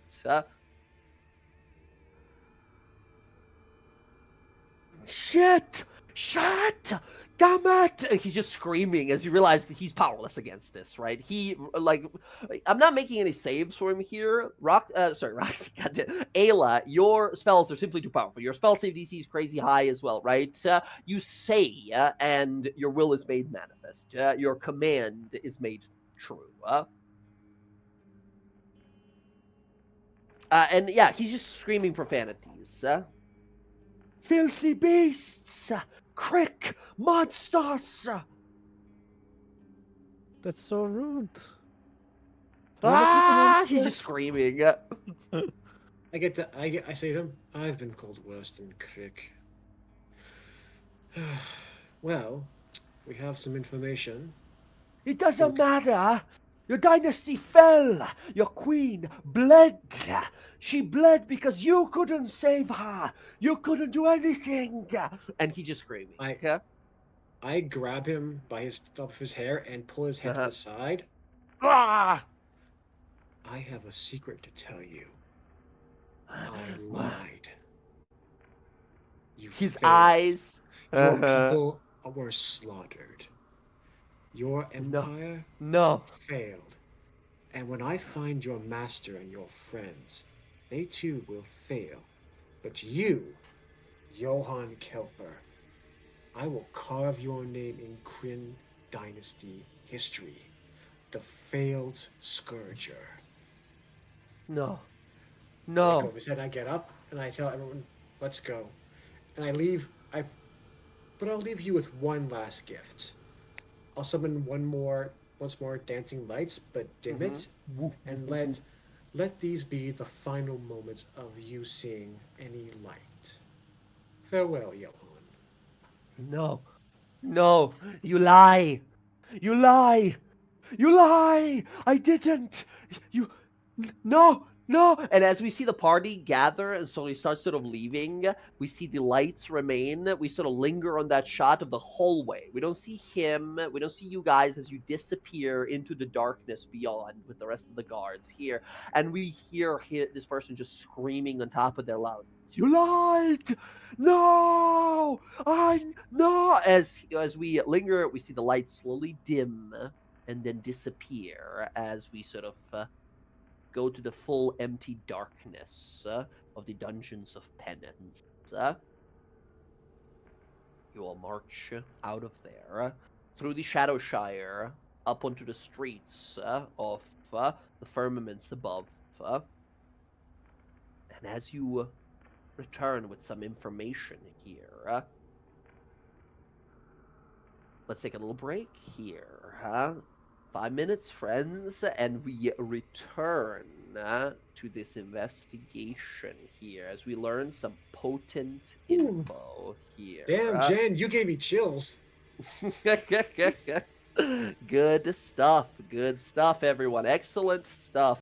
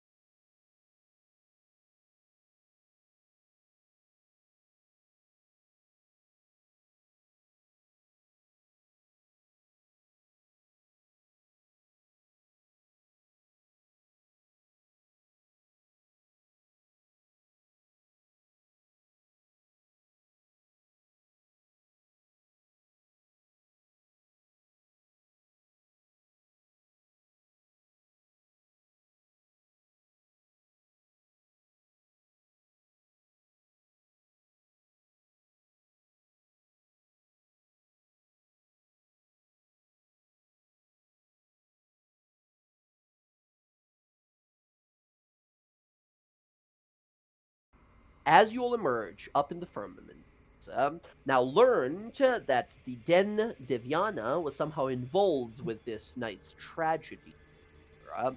A thought occurs to most, if not all of you here. With this information, you could head back to the Lucid Bastion and inform the Shadow Hand and the authorities, and they would probably continue their investigation and capture and whatever from there on out on their own. Or you could go about investigating this information yourself. By doing so, you could shed a great amount of trust, or point a great amount of trust that the dynasty might gain or gather in Kara here, whose sort of loyalty and intentions are under suspect right now. If you go to do this on your own instead and find some concrete proof by yourself, you might be able to truly sort of clear her name, as well as sort of, depending on how things go, perhaps even reinstate her previous sort of position here. After all, she does have like a store here in town. She's not a noble, perhaps, but is, with her business, quickly was at least making her way towards that. That said, what's the discussion? How do we do this? I will be the first to speak up. Well, we have a name now. Den Deviana. But I don't think this will be enough to clear Kara's name. Definitely wouldn't be. Everything he gave you was just superficial stuff, nothing about me.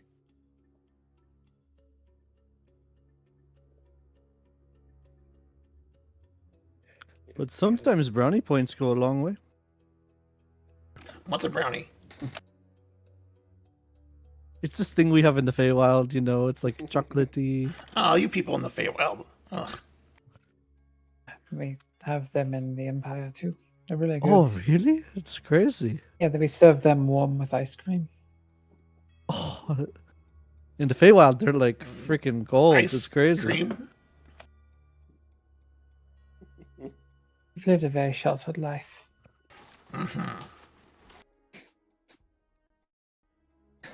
With all the food that Are they we gonna serve talk about back at pastries Rhoda's, here? We got things to do.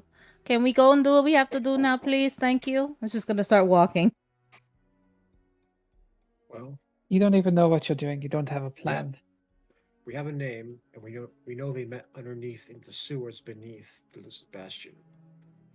But those sewers are pretty far and wide spanning.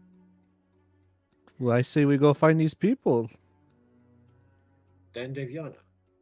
Just Yeah. walk up to their estate and just say, "We know you're working with the Scourgers." Yeah, that's Yeah. a smart idea. Why not? Is they in a position to deny you and you having no proof other than a Scourger's word? You cut to the mansion going like, you guys are evil, and they go, no we're not, and shit, what do we do now?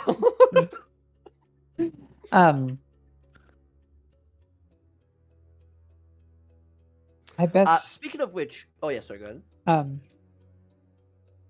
bet there's probably a passphrase words that we used. There was a term they kept saying to me while we were in the fight. I'm willing to bet that they have a similar code with this din.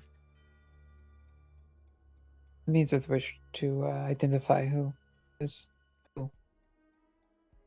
What was it? What they kept asking me was, I want to say about table J, it was, at what time does the owl take flight? Mm-hmm. Yeah. You, That's with a what's up. question mark at the end of it, said at midnight, and then they attacked you. Yeah.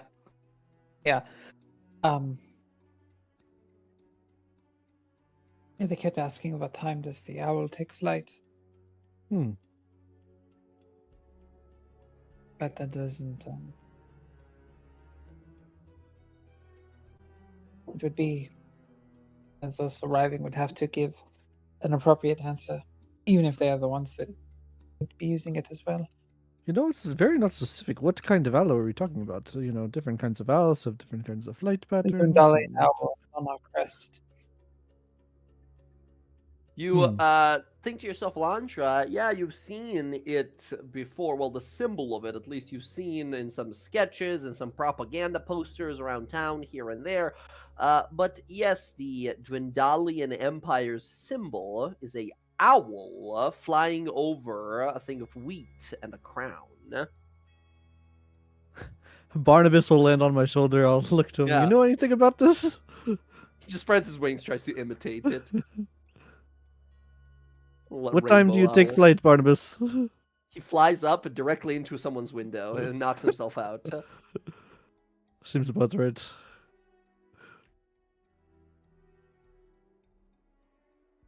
I can potentially get the answer if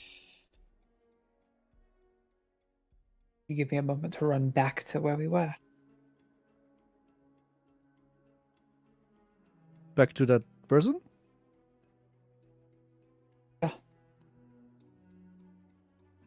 Though ranking or not, they had to have had the passphrase. No telling say- who actually would. I'll say, not to interrupt here, but rather than like run back and forth, this could have been, we can kind of like flashback here. There could have been a one more question that you asked in between somewhere before that last scene where you guys left. So Oh, this I'll would have say yes. been Oh. her digging through his head for anything. Yeah, absolutely. You can absolutely go ahead here and just give me an intelligence roll, like a straight intelligence roll. You can add your proficiency modifier to this. Let's see. Basically, if you're proficient in any intelligence Proficient. skills, that's what it would equate to. Or intelligence I'm saving throw if you're proficient with a lot of intelligence saves. So just gonna get my sheet to load. You can 'cause give it an Arcana roll then to determine it. I do have a +9 in that. Let's go. Oh, I'm gonna re-roll no. that. okay, all right. 15 here. His mind is guarded well enough. That's but athletics. That's athletics. It's the same exact roll. If it's a +9. Is it plus acrobatics or athletic? Oh, sorry. No, sorry. Arcana Yeah, or- it's a 9. It was just wrong one. Same thing. Same +9 as well. Yes. Okay, gotcha. As with this, then, I think on a 15, he managed to guard his mind in some regards. You realize that he doesn't know too much about this plot. Like you figured out yourself, he's just like a ground soldier, a grunt of sorts, a rookie in most ways. But a phrase did echo in his mind. A brief conversation you catch a glimpse of with some sort of superior officer of his own. You don't catch the entire phrase, but it catches your attention when the words begin with, "At what time does the red owl take flight?" And the answer, you catch parts of it. Something about when the crown and something in the middle, and then it ends with blood, like the word blood. So like the answer is like when the crown something blood. That's as much as you get with 15. In the crown, something. What? Yeah. All right.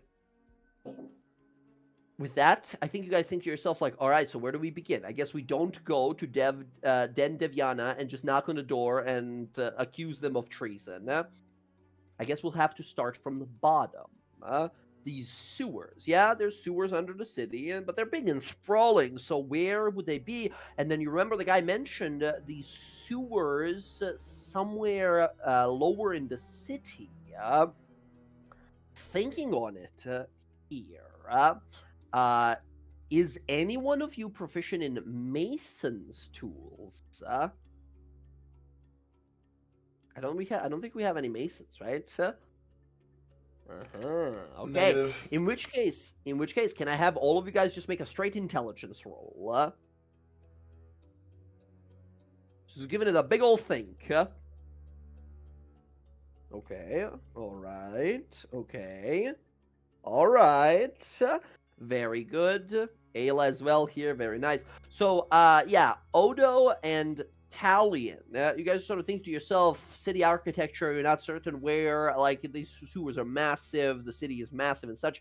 The rest of you start sort of thinking on through here. Alondra, Alcina, and Ayla, you think this must have been some sort of a sewer entrance out of view of the public, somewhere where it would be all but impossible for anyone to notice such a large number of people entering the city. You all come to a same conclusion here, that it must have been done somewhere outside of the city. And then, of course, you think of the Ghostlands.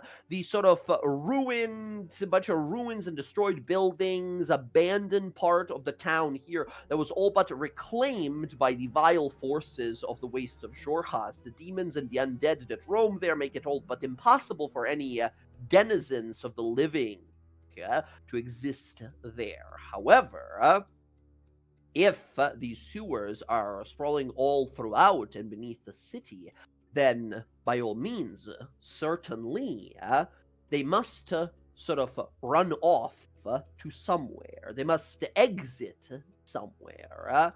How likely is it that the sewer eventually flows out of the city, and then as such might be an easy entrance to some of these people that found their way into the city? You think certainly they enter the city somewhere where the sewers exit in the Ghostlands. That's still sort of like a big area, however. But as you can kind of see on the map, there are 4 areas of like semi-populated spaces, right? These spots here. And as such, you realize, like, well, it's certainly not those places then, because they wouldn't, of course, want to be seen. They would ensure it. And as such, you guys realize that the entrance must be in between some of those settled places. Now, that's still a lot of space, and you guys do have some familiars and abilities to fly around to inspect those a little faster than just walking on foot and checking every single nook and cranny, yeah? Oh, wouldn't the city have maps of their sewer system and where they come out? Certainly, yes, of course they would. You guys can go back to the Lucid Bastion and ask for these, and sure enough, they will provide these for you. The heroes of Xhorhas here, as well as Scout Captain asking for it. You guys are provided with these maps, and you find Who's that Pokemon? in the Ghostlands, there are 3 specific locations where the sewers sort of eject these like, you know, filth and all of the sewer spewage in 3 different septic areas. 2 of the areas are located really far from the city. They lead further into the wasteland. One, however, is close enough, but is in a sort of a bad area. Bad area in a sense that a large amount of sort of undead often roam around that space. This area is right about over here. See that little thing on the map there? It looks like a little house right up against the wall. There. You guys think This is the most likely point of entry.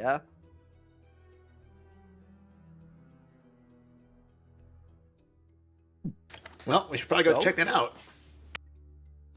Mm-hmm. It's Heading. as good as lead as any. Heading there, as you guys leave the walls of the city and head through the Ghostlands and approach this location, yes, you see roaming throughout the sort of broken wasteland here. Yeah? As we're making our way through the city, do I notice any hidden eyes watching us?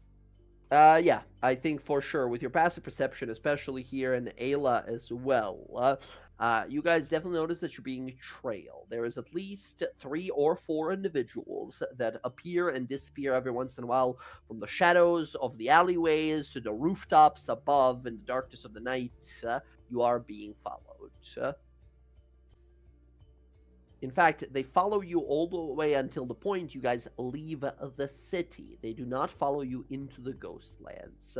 But every once in a while, you will see someone atop the walls high above the city looking down in your direction.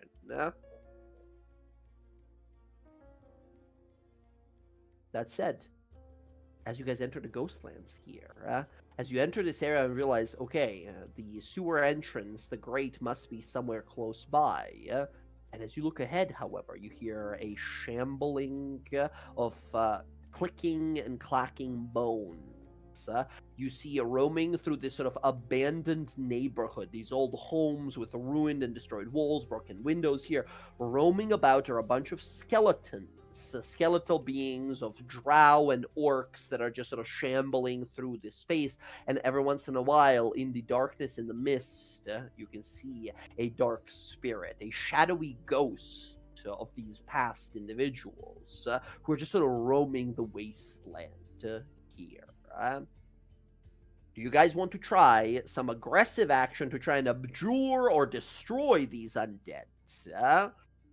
Or do you wish to somehow try and make your way unnoticed or frighten the undead with the power of the divine even?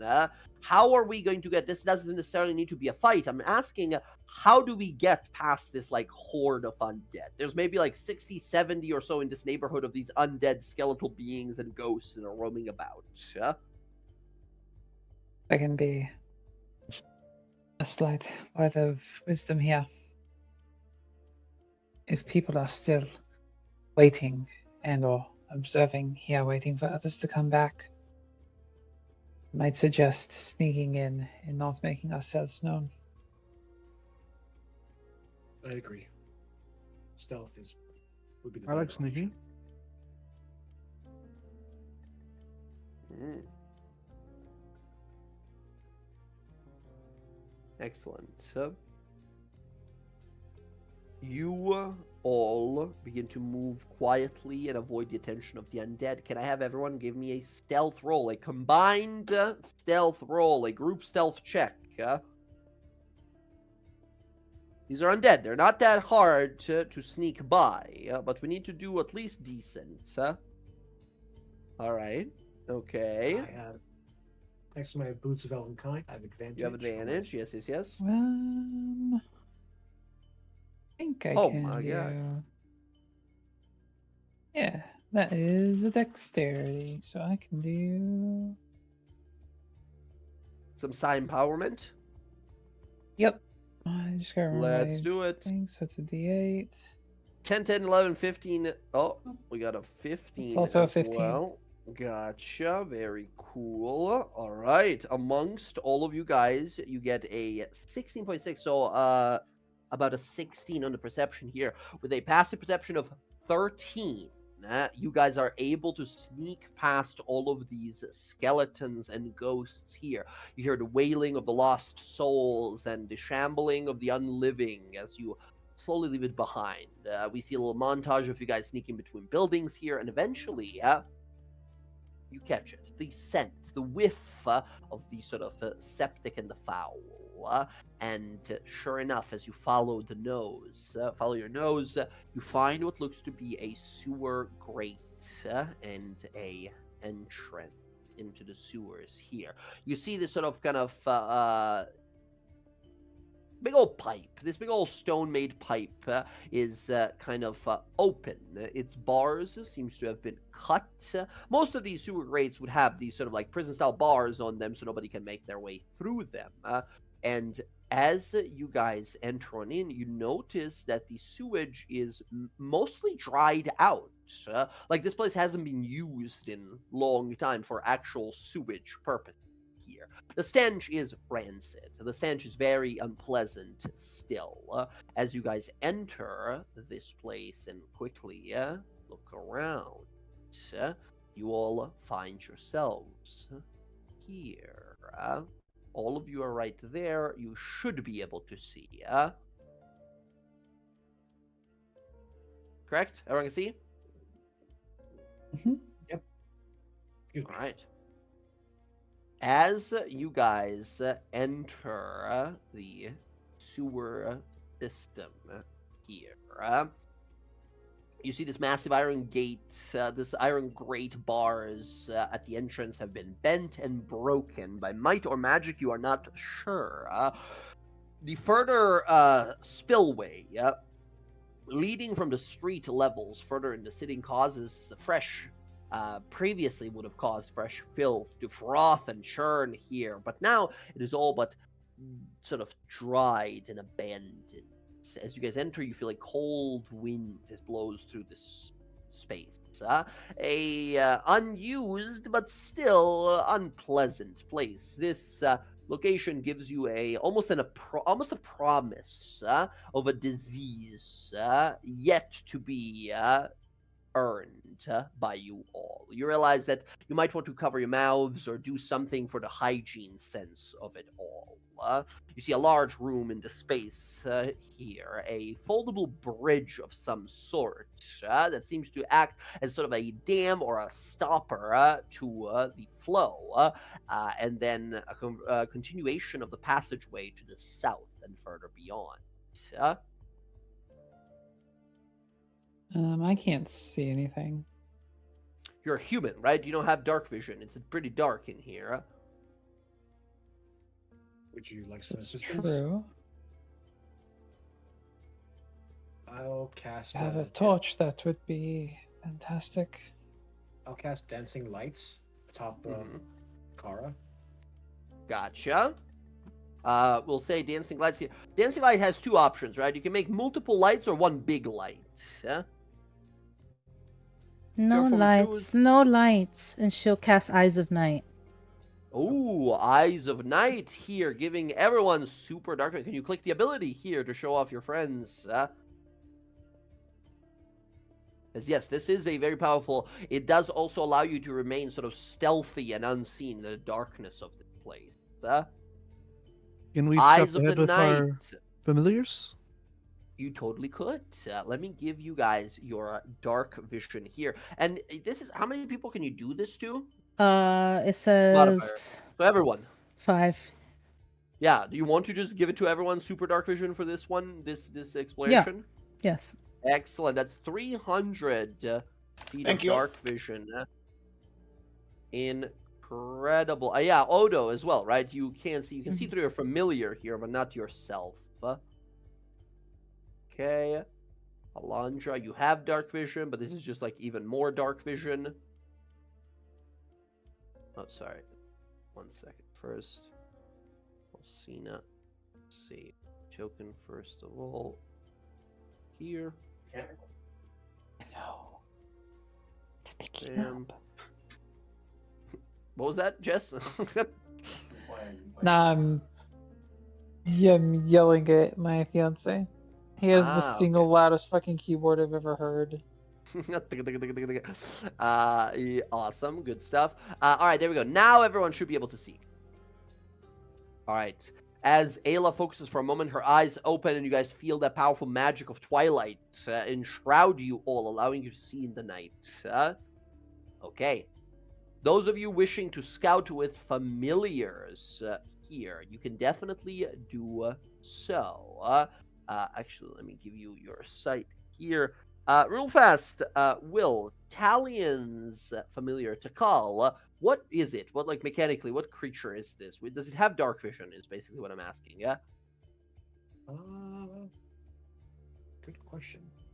Is it an owl? Mechanically, at least. It is a bird. I think you took a hawk, I want to say, but I don't Yes. recall. It does not. Oh, no, you took an owl. It has a dark vision of 120. Yeah, it's an owl. It's an owl. Okay. Okay, let me give it its vision here. You should be able to see through its eyes as well. Yeah. Barnabas doesn't have vision for whatever reason. Barnabas is also an owl. Bam, now Barnabas should have vision. And Kaida. Does Kaida have dark vision? I gotta check on the character sheet real fast. Blindside, dark vision of 60. Yes. Let me give your familiars eyes to see with. All of your familiars should be able to see, and you guys through them. As the three of you sort of focus and let your familiars be sent forward. You can move. The familiars are small creatures. Them flying around is not going to cause any great suspicion. So you guys, with your familiars, can move into the next room here, and I'll describe to you what you see.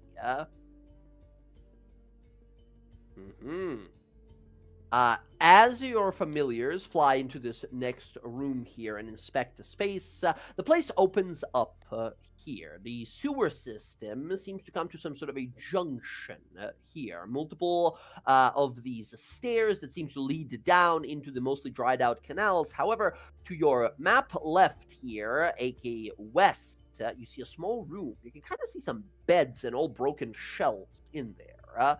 Further to the right, there's a passageway that leads further, and at the very center of the junction, right about over here, you guys can hear some sort of foul bubbling sound, as some of the sewage that is gathered here is not entirely dried out. Instead, it continues to bubble with an almost kind of rhythmic beat to it. That is what you see in this room. You don't see anyone or anything in here.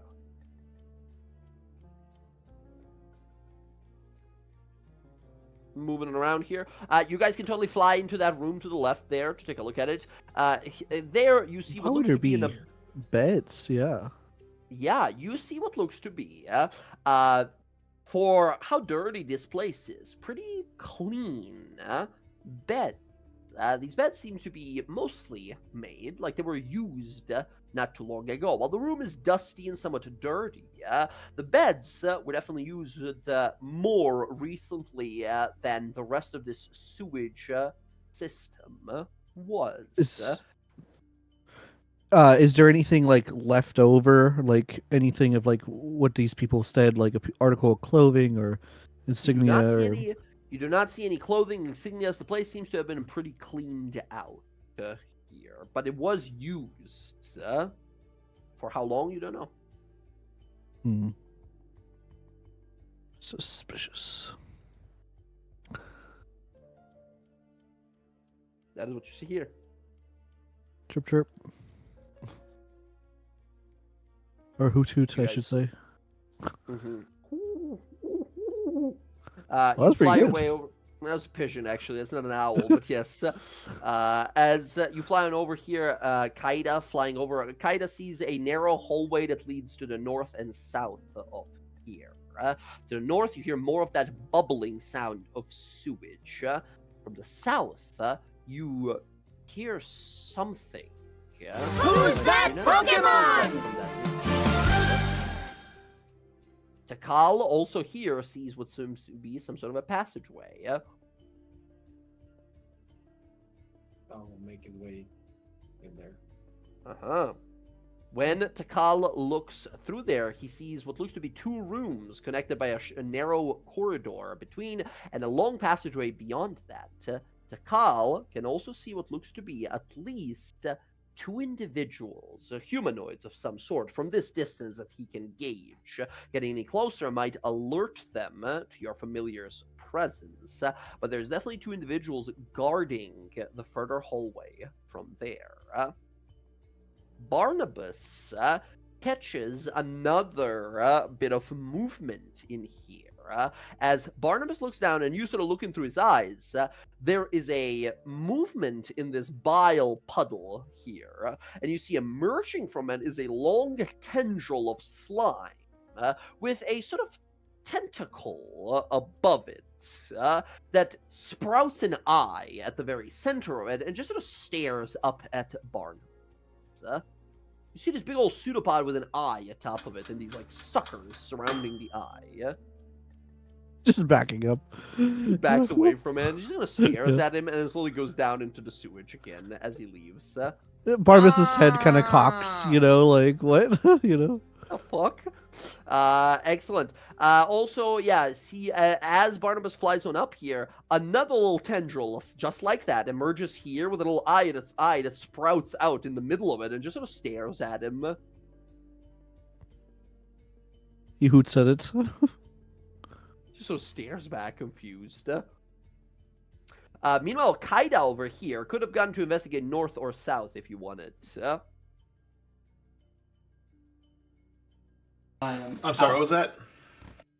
I was saying Kaida could have investigated north or south of that corridor if she wanted to.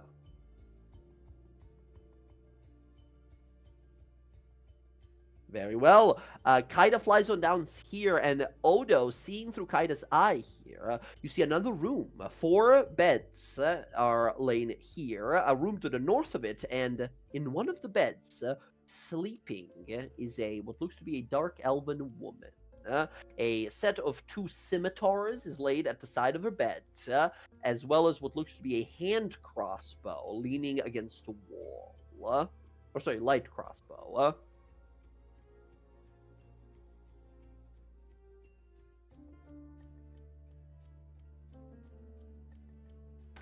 Kai's gonna try to sneak up quietly. Gotcha. Person seems to be fully sleeping. Meanwhile, yeah, Barnabas and Takal could have looked in the room to the north here, and there is a large sewage space as well here. Some sort of a, sort of like a filtering room, perhaps, or it was while this place was in function. Here, while some of the sewage is dried out, the space to the left here of the room has flowing still a lot of bile and sewage, and surely enough, as Takal and Barnabas look over at the center of it, a singular tendril of weird greenish slime emerges and then sprouts an eye atop it as it stares at you all. Heads up, everyone. One of the rooms down there has a sleeping person that is heavily armed. If we're quiet, we might be able to subdue her, I guess, to figure out what's going on. Looking through Takal's eyes, does Talion recognize this creature? Absolutely. Go ahead and give me a Arcana or Nature roll.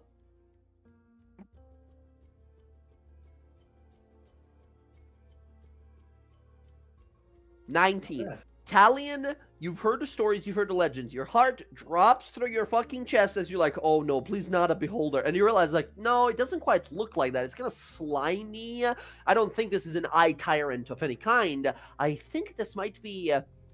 I think I'm looking at a pseudopod of a, quite literal, sewage monster, trash monster, or as known to some, the excrement monster, to be kind of vile about it. You think you're looking at a home of a creature known as a Otiug, a usually three-legged with a massive mouth full of broken teeth, creature made of aberrant slime and ooze that devours just about anything that falls into its jaws, from trash to corpses to fresh and living peoples.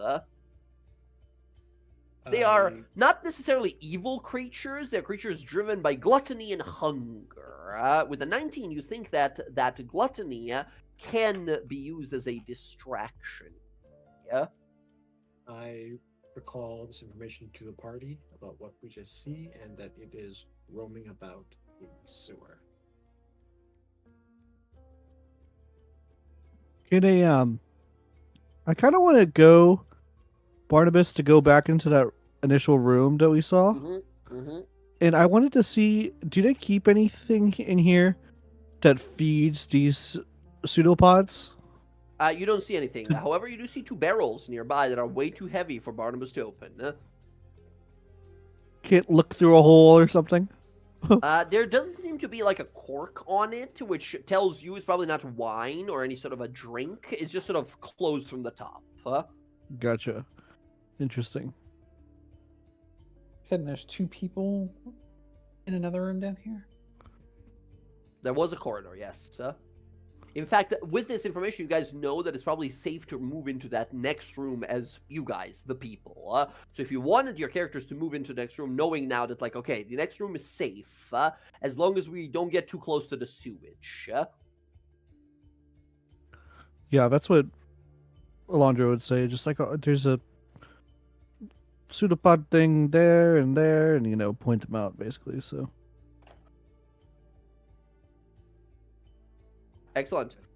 This is where you saw the pseudopods. Over here and over here. I think Alondra would want to see what's in those barrels. Gotcha. And what were you saying, Jess?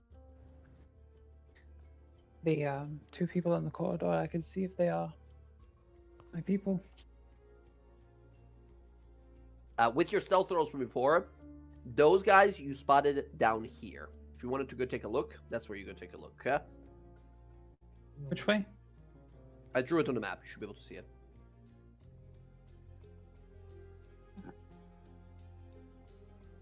You see, like, the collars, like, look at you. This little cute, like, bird that kind of looks like a dragon. Kind of gives you a little... I'll see that you sort of approach, kind of see the familiar there. I don't know what that means. You take a look down the corridor. Usually it would be nearly impossible to see it, but with Ayla's ability here, the Eyes of the Night, both of you look up, and at the end of that corridor there, you can take a look.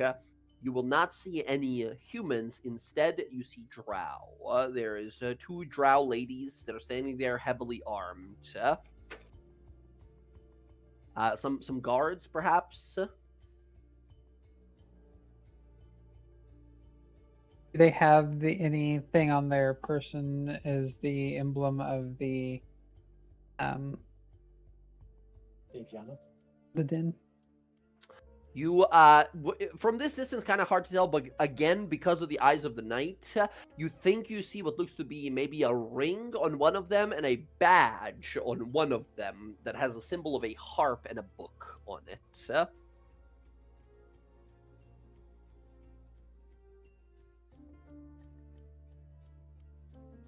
Well, they seem like they are potentially waiting for the others. But it is certainly them. You definitely see these 2 individuals look a little nervous, right? They're not talking, but they seem a little jumpy. Like every time there's any sound, they kind of start peering in the distance. Meanwhile, Alondra, you walk on over here, pop this barrel open here. Inside, you nearly like jump in surprise. Inside of this barrel is what looks to be a large amount of mostly rotting flesh. You look this over briefly here. Alondra, you can give me a nature roll real fast. Oh, something I'm amazing at. Actually, it's not that bad. It's intelligence somehow. I always forget. 18 on nature here. You can tell that there is what looks to be all kinds of demonic flesh and limbs here. Some torn from undead, some from fiendish creatures and monsters found in the wastes here. That has just been haphazardly thrown and left in here. It must have been in here for a few weeks now, as the smell is pretty gruesome. The flesh is nearly turned into a pile of sludge. Ugh. Other than Alondra's found in that room, with my eye for detail investigation, do I decipher anything unknown or any other clues in this room? Looking around, give me an investigation roll. You're gonna have advantage here with your ability as well.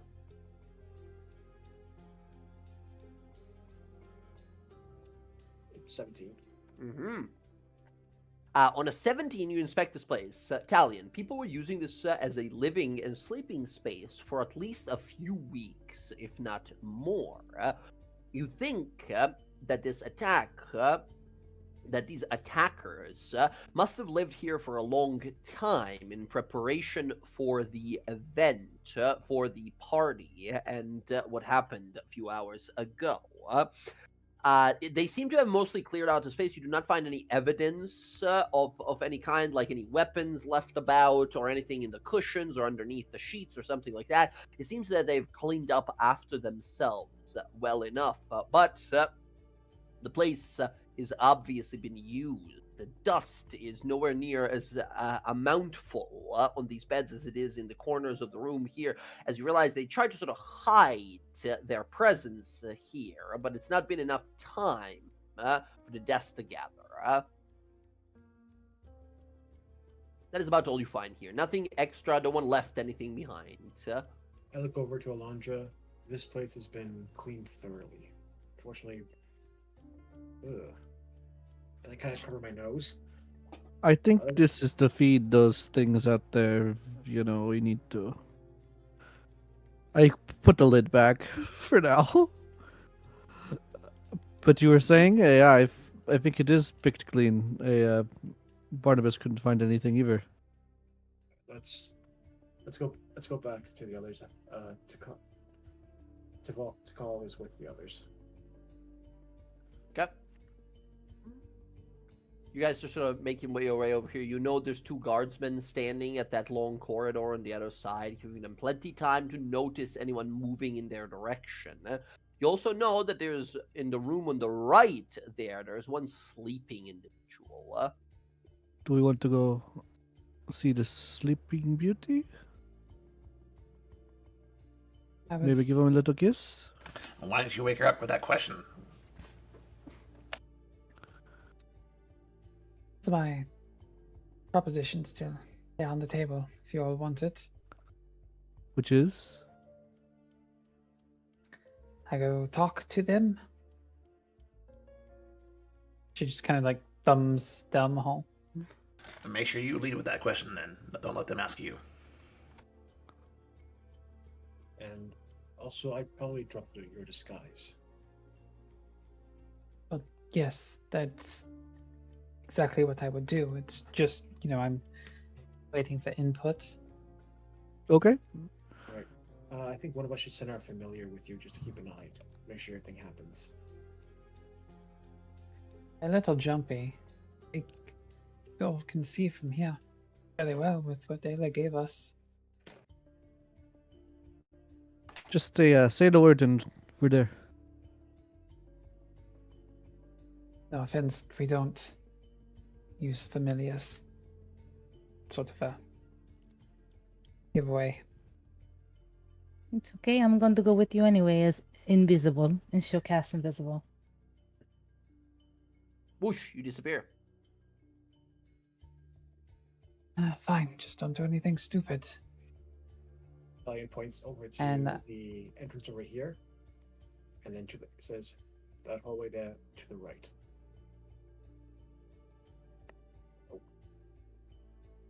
I think she's going to talk to the people in the hallway before. Gotcha. Mm-hmm. Okay. Alcina. And I will go as Alcina.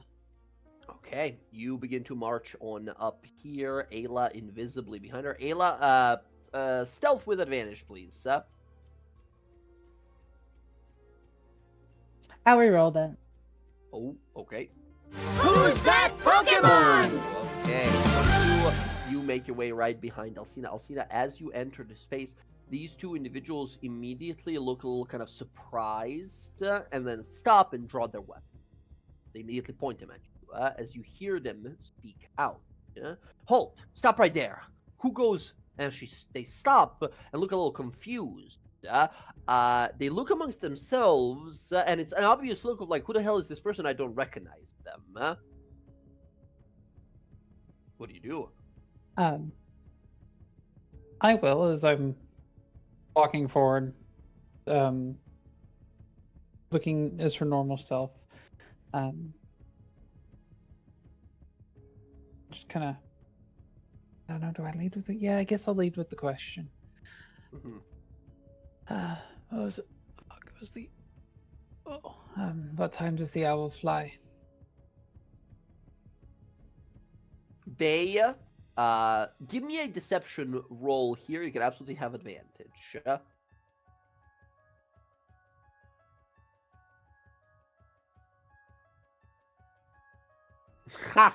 Oh. Incredible. They point their blades at you, and as you probably say, what time does the owl fly? They look a little confused and look at each other, and then they sheath their weapons. And one of them says, when the crown lays rusted and bleeding. Oh, shit. And they sort of look to you as they sheath their weapons, and one of them says, you're late. We didn't think there was any other survivors.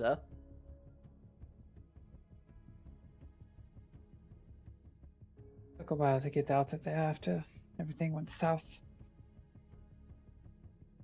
A lot went wrong, but your people are still here. Some of them, at least. Your squadron leaders here still. They're currently speaking with Ayanzea. Some sort of a misunderstanding. It seems like your people didn't quite hold up their end of the bargain.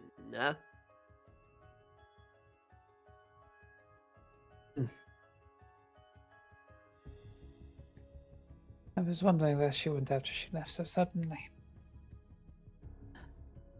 In either case, go on through.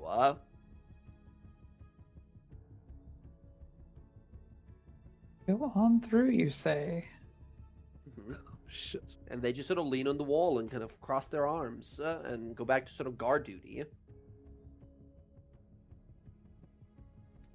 I will go on through. You sort of go on through. Ayla with a 22 stealth, you can totally go on through as well, unnoticed.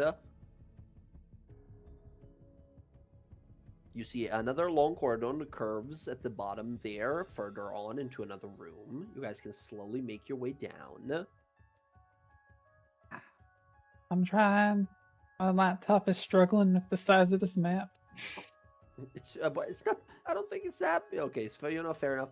Okay, Alcina, you walk into this next room. You can move yourself to the corner there to see what you see.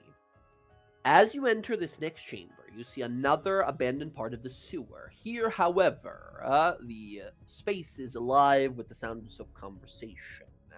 You see a large group of dark elves, all wearing different symbology, be it on their necklaces, headwear, earrings, badges, rings, whatever.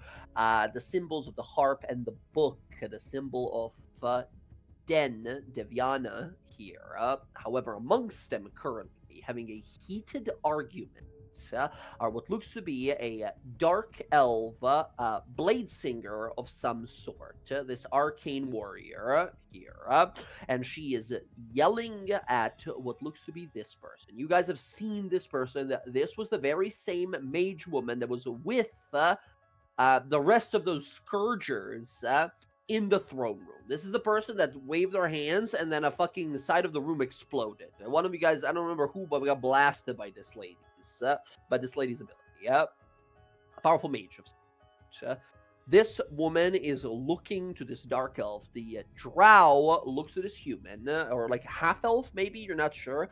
The drow looks over, says, this is not how it was supposed to go. Your people promised us blood, and all you gave us is a bunch of guards. Guards dead. No one of importance, no one of the original targets was destroyed or slain. The Taskin wasn't even killed. He was incapacitated or whatever you did to him. This Scourger woman says, our deal was a thing of necessity. I'm afraid that there was complications. Your people failed to deliver the poison that would have made all of this a guarantee. Instead, we were forced to improvise. The Taskend will serve as a bargaining chip. We will get what we want, and you will get what you want. You just have to be a little more patient. This woman screams back at her, saying, "Patient? Are you mad? Just about everyone in the dynasty is looking to find out how this happened. It's only a matter of time until they make the connection here. You have put us into an irrecoverable position here, and I am certain that your friends on the other side will be very curious to find out how you acted without permission." This half-elf woman snaps her finger, and there is this disruption of air effect here as you watch all of these drow in the room here immediately strain in pain and are forced to their knees by some sort of magic. As this woman steps back and sort of looks surprised, as the Scourger says, "That's quite enough. You've made your point. Cry to your song. But I'm afraid this is where our bargain comes to an end. I'm all about keeping up appearances, but you are useless to us now. Yes, a pawn.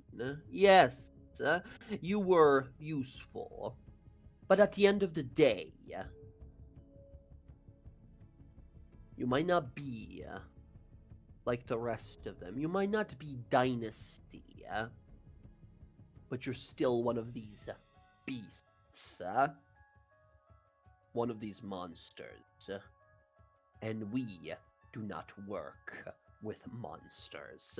And she twists her wrist, and you watch three of the individuals in the room, their heads just detonate. Their heads just explode off of their bodies, as some of the rest of them begin to bleed heavily out of their nostrils and such, as this arcane warrior woman draws her blade, bleeding from the side of her face, and goes for a strike against this person here. And when that happens, Alcina, you see a maddened look on this person's face that was just sort of emerged on them all of a sudden, this mad kind of insane kind of smile and look. Ayla, you have seen this look before. You have seen this look a few times during the battle for Doomeran.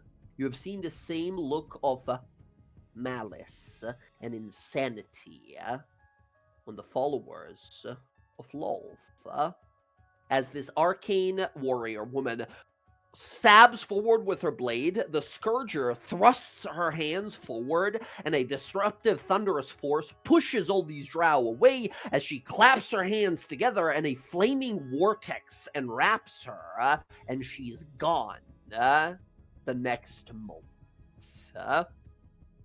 The rest of these look around immediately. They begin to sort of kind of focus, trying to like refocus a little bit. They look wounded and sort of discombobulated. They look extremely weakened in this moment. As Alcina, you haven't been there for the War of Doomeran to sort of see it here, but Ayla, you can go ahead and give me an insight roll looking around. Insight or perception, actually, either works. Insight, and I get advantage on that because of Awesome. Paladin. Let's go. 27, and also your passive perception, which is ridiculous. Once again, you see something, a little ink, like a dark purple ink at the side of some of their like necks and the back of their heads and such like that. And Ayla, you see as they sort of like grab onto their heads from the pain that this like Scourger has just betrayed them and disappeared. There's a look of jealousy and anger on many of their faces as they begin to sort of get pissed off and scream here. As you see them kind of begin to look around, there's this kind of maddened, zealous look in their eyes that you've not seen much before in the faces of members of the Kryn dynasty, but you have seen all too often on the faces of children of malice. In that moment, and at 27 insight here, Ayla, you begin to heavily suspect that Den, this Den Daviana is in fact secretly or fully or in some ways involved or connected to to the children of Malice, the very people that you guys brought to an end. Or so you thought, at least.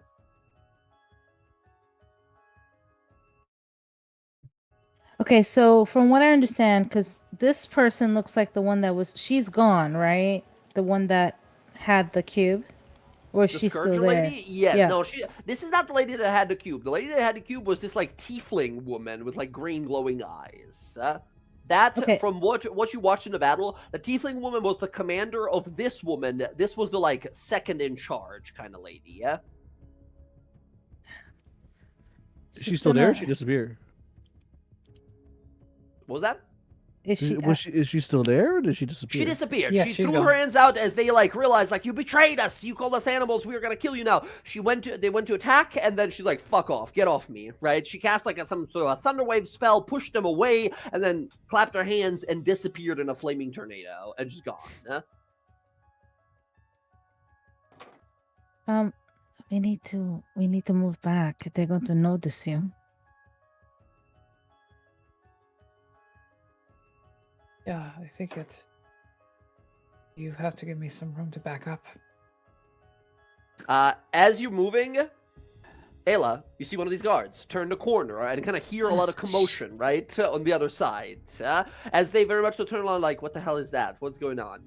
And they look to you, Kara, and say, hey, what's going on down there? At which point you see a bunch of these people in this room to the bottom right where the meeting was happening begin to kind of look that way. There was that disagreement as far as I can tell. I'm just getting here.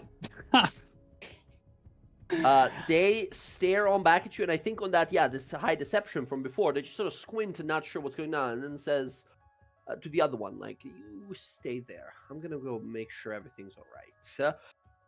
Alcina, this person goes to, like, move past you in the hallway, yeah? Ayla, I know Ayla's down there. Yeah, Ayla, you see some of these guys begin to approach, having heard some conversation in the hallway, yeah? She's... Yeah, I will... Is Alcina, like, Alcina is, like, right in front of this guy? This lady that's coming through, Alcina, what do you do with her? She goes, like, move. I'm trying to move past you. Yeah, I'm gonna, like, turn, and as I do, I'm gonna, like, sweep my hand out. I don't know exactly where Ayla is, but it's, like, sweeping to, like, move aside to give her the right of way, but kind of, if I can, let Ayla scoot to the side. Yeah, absolutely. Like, Ayla, give me, as this person comes on through here and sort of turns the corner, Ayla, give me an acrobatics roll to maneuver around them. Oh man, my Jackson's bad. Hold on. I can use my sorcery point to reroll that. That's right. That's right. With your magic guidance ability, spend a sorcery point to reroll a check. It's not a natural Okay. one. On a 5, Ayla, you go to move, and in this moment, as you're like starting to feel like, okay, I'm focusing, I can do this, you turn, and one of your shoulder pads goes against the wall next to you. As this person stops, like looks at the wall, and you see their eyes go like wide with shock of like, oh my god, someone's invisible right in front of me. And they grab their sword and go for just like a wide swing across the wall, immediately jumping to like, something's going on, I don't trust it. As this happens, when she does that, I have a question. Yeah. When she does that, like when she goes to swing, can I just use my like psychic grasp to like grab her arms? Like, what are you doing? Like... you can give me an athletics roll, yeah. Does Talion alone? Who's that Pokemon? You guys are at the end of this corridor here. Yeah, for sure. Those of you that are on the corridor here are looking down. You see one of the guards look up, like, what was that? And the rest of you guys heard that, like, whoo, like a fire explosion of some sort happen in the other room. Very muffled, as it was kind of far away, but you definitely hear it. Alcina, you so 24 with a total. They can't do anything against the 24 unless I get a natural 20. No. You grab their hand and they look at you immediately, sort of like, what the hell are you doing? Unhand me. I'm not actually touching you. And she's got like her hand up, and it's like. All right, the sorry. force You, is, like, this is telekinetic. Yeah, as she sees this Yeah. like weird red energy around her hand, kind of confused. I mean, she's still very confused. She doesn't get a swing on Ayla on anything, but she starts yelling, right? Like, "What the hell are you doing? What is the meaning of this? Let go of me! What something is You going were on here?" Swinging And your you sword. What are you doing? Stop it! Stop it! I let her go, but like kind as of try and yeah, as you wiggle let her for go, Ayla to get away. she looks kind of confused, like, "What the hell's going on?" Ayla, at this point, you see as this person over here, the arcane guard, kind of looks around, says, "Bastards! They betrayed us! They used us! How fucking dare they! Mother will want to hear about this." And she stops. Says, "What is that? Someone's talking. Yeah, there might be more of them. Yeah. They might know where the rest of them have fled. If it is one of them still, find them. Make sure they suffer." And you see a bunch of these guys begin to move towards the corridor here. Alcina, do you speak Undercommon? Yeah, she I do, does. actually. Yeah, you hear this as well then. Well, I don't know Undercommon. Lovely. I don't. Gotcha. Then yeah, Alcina, you don't see this, but you hear this. And so does this person next to you, whose eyes go wide, that's fair. and then they look to you, and you see like gritted teeth as they like grab for their sword and go to attack you. At this point, Talion, you understanding? Oh, sorry. Well, I'll give you a second to do something here in a second, Alcina. But Okay. Talion, you understanding Undercommon as well? You hear that? I think you understand Nope. Undercommon. No. Okay. No you hear way. yelling, I understand Undercommon. Oh, Alondra, you hear this then. Yelling, those of you who speak Undercommon hear Undercommon of like, "We've been betrayed. If there's more, find them, torture them, find out where they went." And then you hear someone go, about to like swing. It's time to go, time to go. Yeah, Jess, what were you going to say? Hearing that, so that I can get Ayla in a better position here, I want to try and shove the guard kind of back and around so that I can at least be a barrier between Ayla and everybody coming for us, and then she can shuffle around. Incredible. I will say, Alcina, looking at this person, like, they seem tough. They don't seem that tough. With one solid swing on your weapon, you may be able to just kill them outright. If you want that as a solution instead. You have them very much so surprised with your deception roll here, right? They don't suspect a thing until the very last moment, until they hear their boss say, like, "Find them." Gotcha. Yeah, we can give it a solid roll.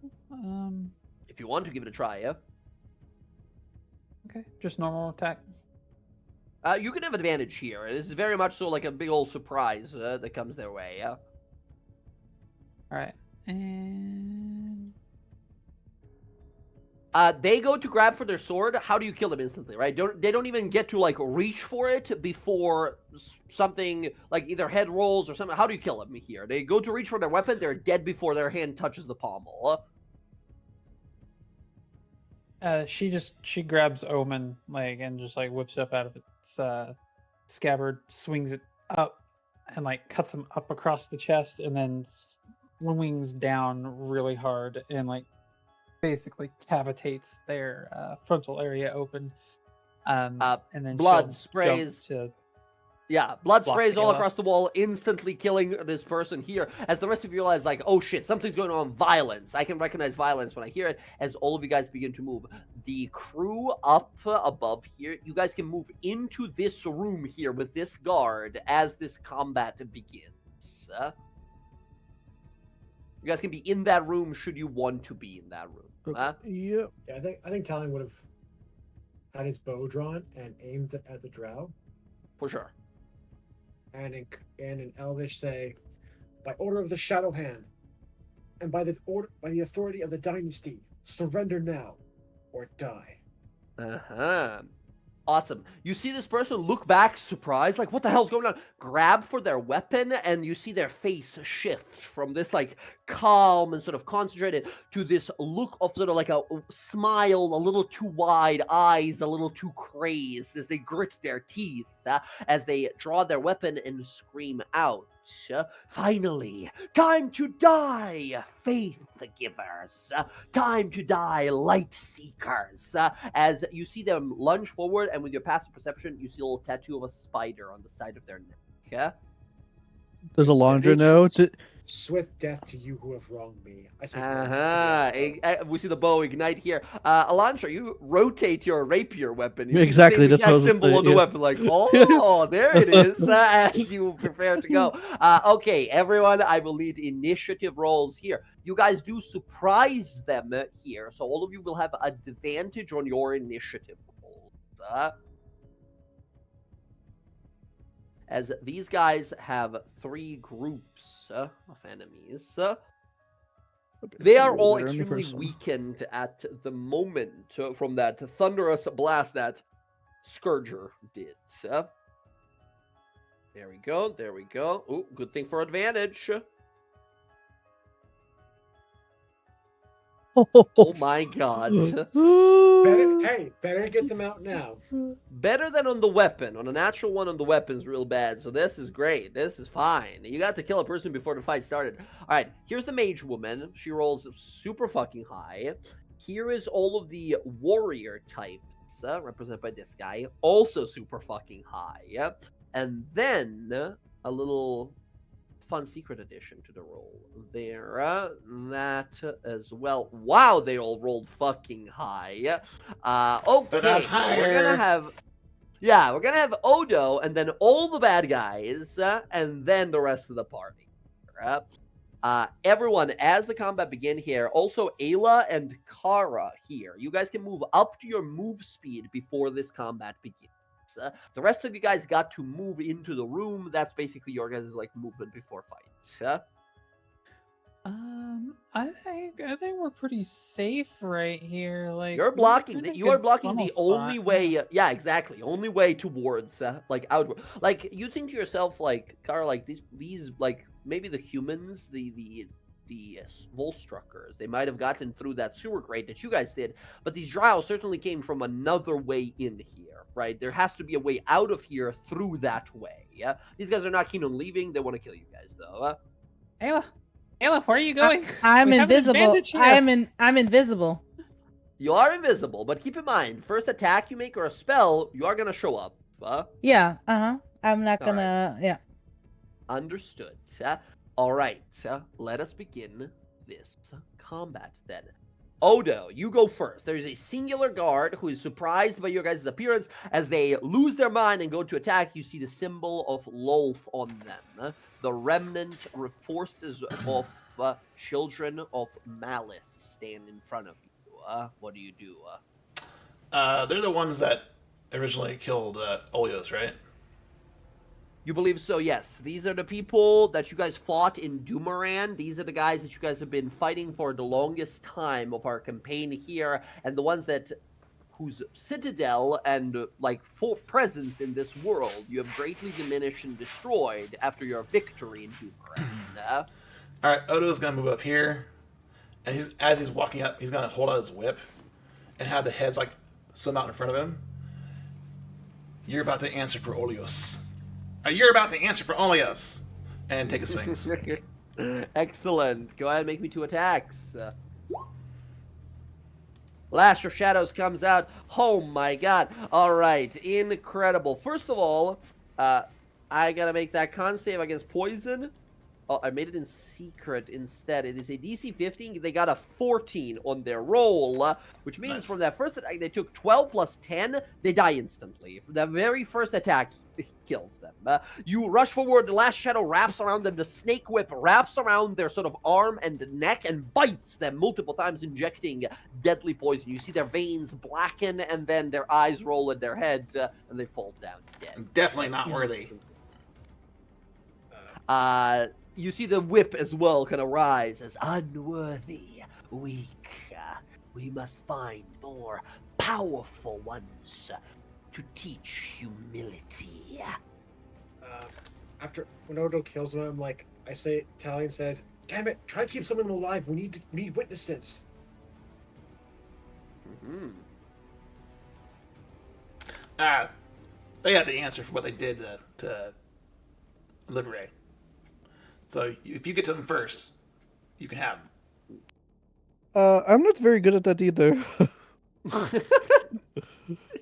Yeah, Talion, as you realize the logistical nightmare of trying to get adventurers to be non-lethal. Yes, very good. No, I just realized I'm in a room with two people wielding arms of betrayers. So yeah. Guts, you see two evil, super fucking evil artifacts in their hands.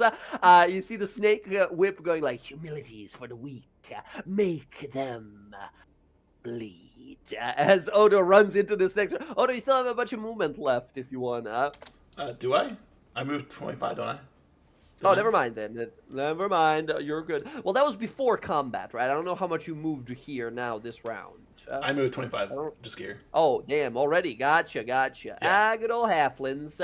All right. That is then going to be your turn. You have one more attack, but no one to attack. You guys killed the one person that was here, right? Yeah. Okay.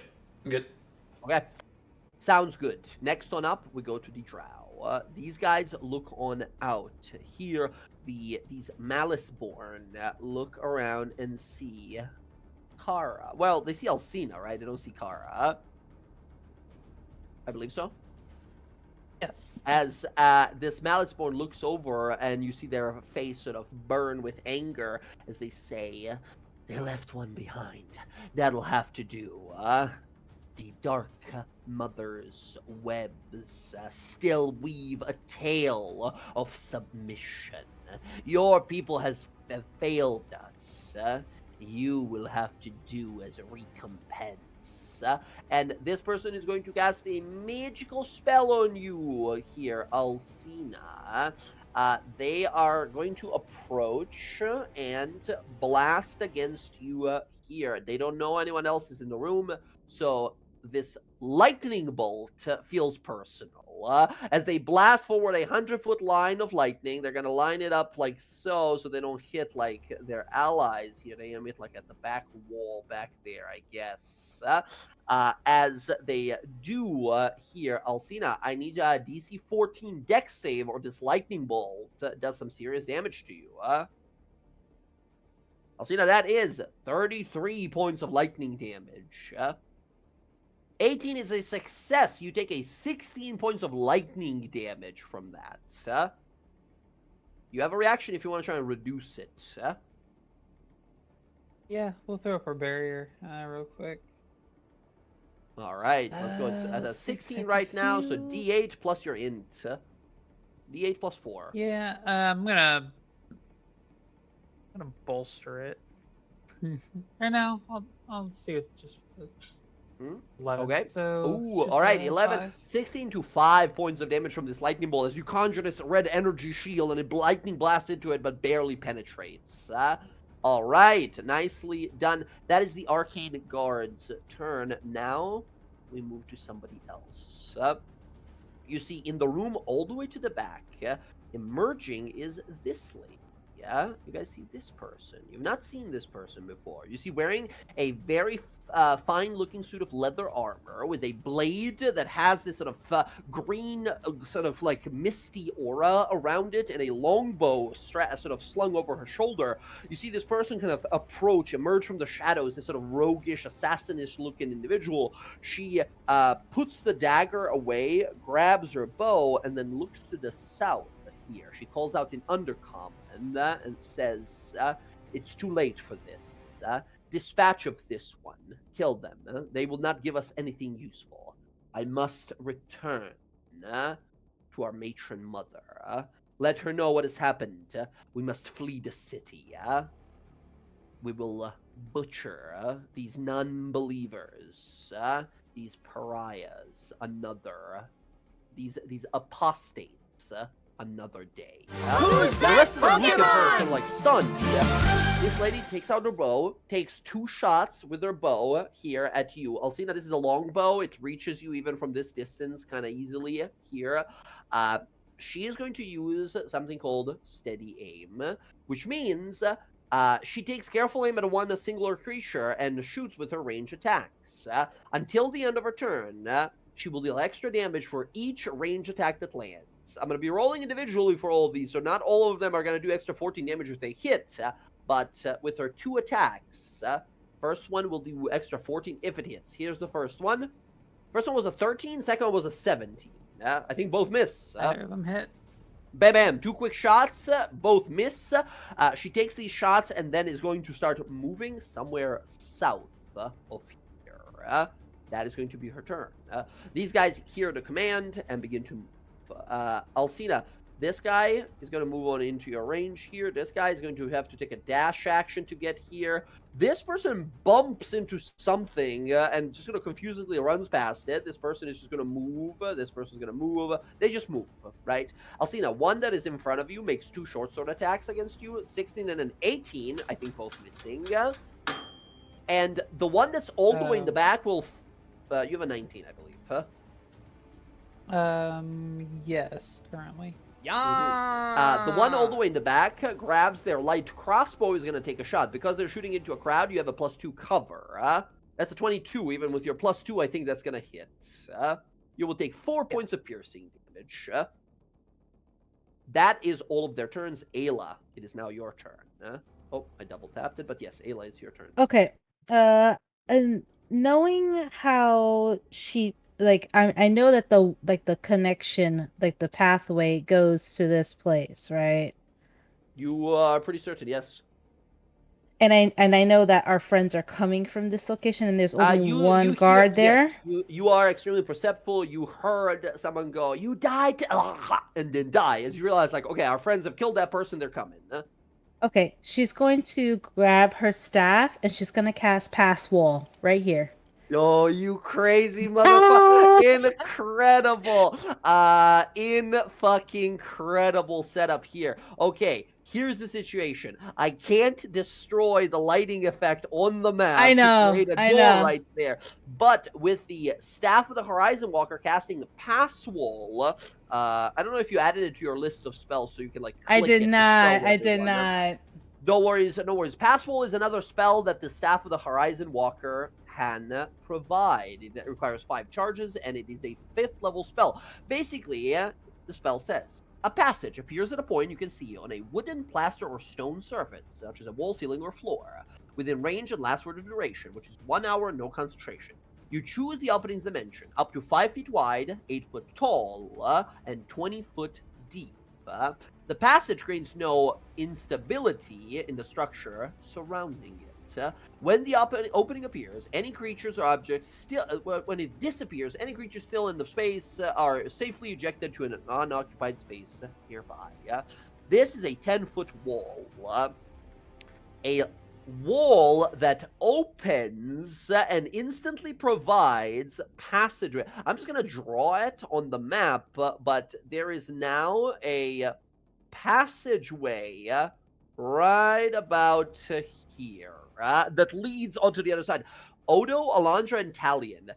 This wall opens and you guys can simply walk through it and go onto the other side without spending any extra effort or movement, having to dash for 2 rounds or something. As you see Ayla appear there from invisibility holding the staff, the crystal having just tapped against the wall and opened a passageway through. Incredible stuff. Can we see through it or no? Yeah, it's full on a hallway. She makes a hallway all of a sudden that you guys can walk through. And it's shorter than the other way. It is so much shorter. It is 2 rounds of walking shorter. Incredible. And she's just going to move to the side so that way they can come through. Incredible. Now, unfortunately, I can't, remove the entire wall to create passageway there because of the lighting, but that's okay. Actually, in fact, I think...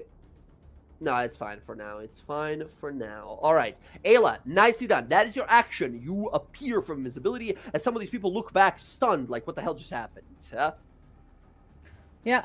She... I cannot see Alcina, but I cannot... Now, this is a question I want to ask because I don't know how it works.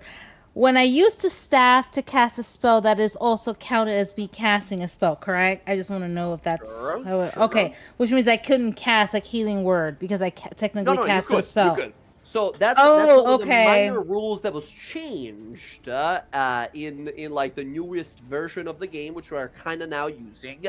Basically, the ruling is when you cast a spell with a spell slot during your turn, you can't cast another spell with a spell slot during that same turn. Your items and spell scrolls and a staff like this allow you to cast a spell without using a spell slot, right? You're just using charges of the staff instead. So that totally allows you to use it with a staff and then cast a spell with a bonus action that is totally so it has to be a bonus action. Well, yes, because this was an action to cast. It doesn't have to be usually, right? Usually you can do it whatever, but this spell, Pass Wall, is an action to cast. Okay, let me. So if you have any bonus action spells, you could, or if you do have the Quicken spell, then you can do whatever. Yeah, I don't have any of that sorcery points left. Gotcha. All right. Looking at all of them, look at me, possibly. Mm-hmm. Yeah. I will cast Sanctuary on myself. Sanctuary, okay, you protect yourself. Very good. We see that faint light of the Moonweaver and these motes of white, sort of radiant light of Lux, and they kind of surround you here. You see it enrages them to no end. That's makes her even happier. And then because Alcina looks okay, and I can see her from here, right? Technically I see her like here in my line of sight.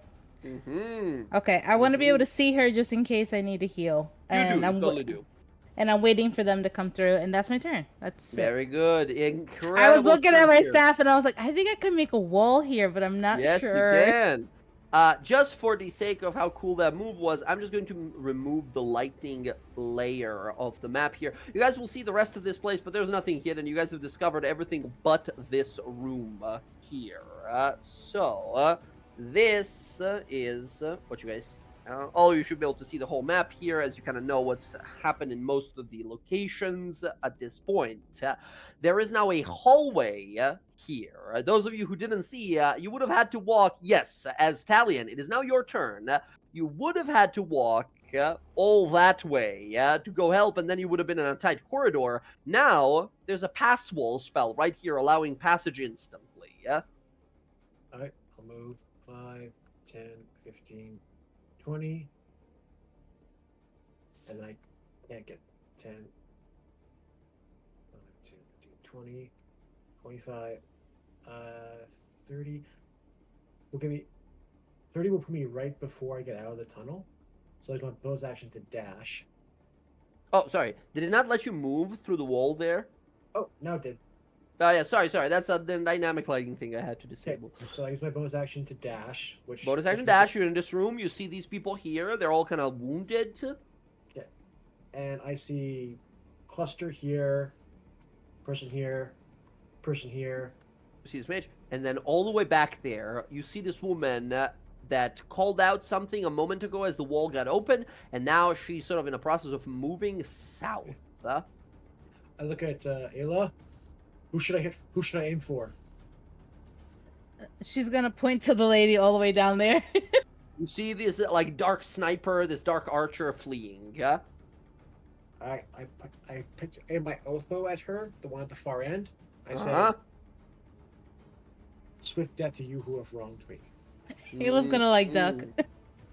Okay, incredible. I have advantage on this. So. Yes, you do. Should I use a sharpshooter? So what happens when you do that to somebody who hasn't actually wronged you? Doesn't care. The bow doesn't care. The bow says, this person has now wronged me. I don't know you, but we are beefing from this moment on. Should I use sharpshooter for this? If you want to. You wouldn't have advantage, I don't believe, because you are not acting... Well, yeah. You wouldn't have advantage here. They can see you. You can see them. Well, the bow gives me advantage. Right, the bow gives you advantage. So, I mean, then, yeah, it's big damage. But it's a risk. You know what? You know what? I'll risk it. I'll pull out... Let's go. I'll use one of the +1 arrows Odo gave me. I still have those, so I'll pull that out. Awesome. Here we go. Advantage. So totally hits. 22 to hit. 22 totally hits. Give me some damage. Big damage. Come on. This lady, last thing she yelled out is, we're leaving. We're getting the fuck out of here. I gotta tell the matron mother. She takes 44 points of damage from a singular strike here. She's badly bloodied. Immediately, she turns to leave.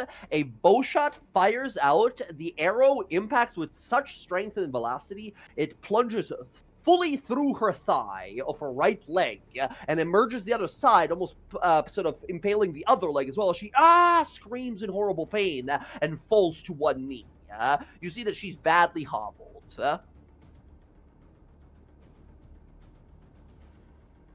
Yeah, Easily one more like that takes her out. My God. I still have another 25 feet of movement. Awesome. I'll get out of the way, so I'll move 5, 10, 15. Awesome. And that'll be my turn. You can move your familiar as well if you want to on the turn to give a help action to someone, but while you do that, we're going to go to Alondra. All right, Alondra, what you got? Real quick. No need to run around. You can only phase right through the wall.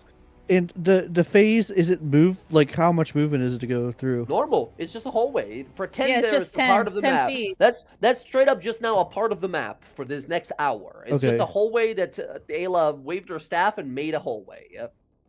Haswell, incredible spell, especially when you have creative players, but then if you do, you're in trouble as a DM. I had my wife ruin a campaign this way for me by making a secret passageway in an ancient dungeon that I didn't plan to be open until like level 20. So that was oh my God. Honestly, it's super convenient. We have it right now. It's so nice. It's so great to have it. All right, Alondra, boom, you're on the other side. You see the situation. Yeah, so I go here. And I'm going to... super injured. Talion just called out. Who do I go for? Ayla pointed that lady over there. Talion nuked this person. Are you seeing this line? I'm seeing the line. What is this line? It's lightning bolt. Uh-oh. This is lightning bolt. Blam! Goes on out. Go ahead and roll me some damage. I might not need to make a save for some of these if you roll super high. We're doing level 5 lightning bolt here. Level 5, let's go. That's gonna be 10d6 damage. 35 damage. My God, 40, 42 points damage. So the person in front of you, dead instantly. The mage in the back that was wounded before, they need to make this dex save or they die, They die, The mage is instantly killed. The rogue back over there, it's...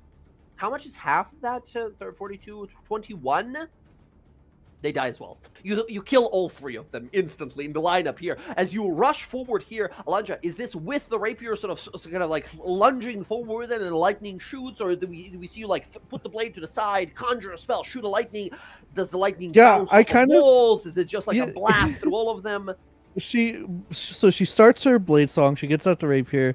She goes through the pass wall, sees the situation, sees a perfect line, and kind of like makes a circle with the rapier, and then she, with her other hand, like commands the lightning to like coalesce and just come down with, Awesome. So, as you conjure forward, you see the arcane warrior here stop for a second, and she fired off her own lightning bolt that barely damaged your ally. She looks on over as you begin to conjure the spell there. Big smile on your face. A showwoman as always. This arcane guard looks to you in her last moment, says, "No, it cannot be. Her sacred weapon, silken spray!" And then it blasts her, right? As she's disintegrated by lightning here, and she looks at the weapon of her own god, taking her soul away. The sniper in the back, the dark sniper, the dark archer, looks back just in time, says, "No, I must warn them." And then, blam, lightning hits her. She screams out in pain and falls to the ground. A smoking body. Person that was in front of you here, that is so much damage to them. Like, cartoonishly, there's just boots on the floor. There's no person left, right? It is way too much damage for them. Incredible. There we go. Action, movement, bonus action. I think that's going to be your turn. You can have Barnabas move and help if you want to. You can do that on you can do that here. But who's that Pokemon?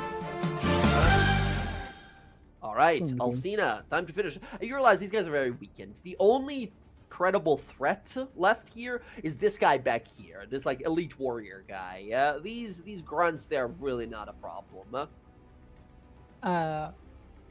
I'm in a good position. That's fine. So I'm going to use my turn for something completely different.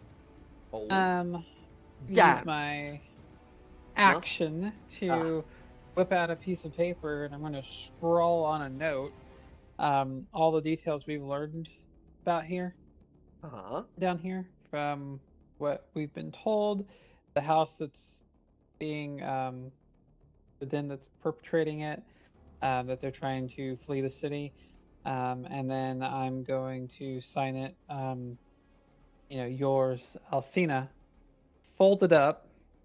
Then, because that'll be my first action to do that, I'm going to action surge, strike a torch, and I'm going to say Essek and burn the paper. Incredible. This is using your background feature, correct? Yep. Interesting.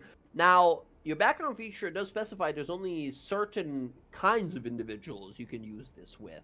I believe so, right?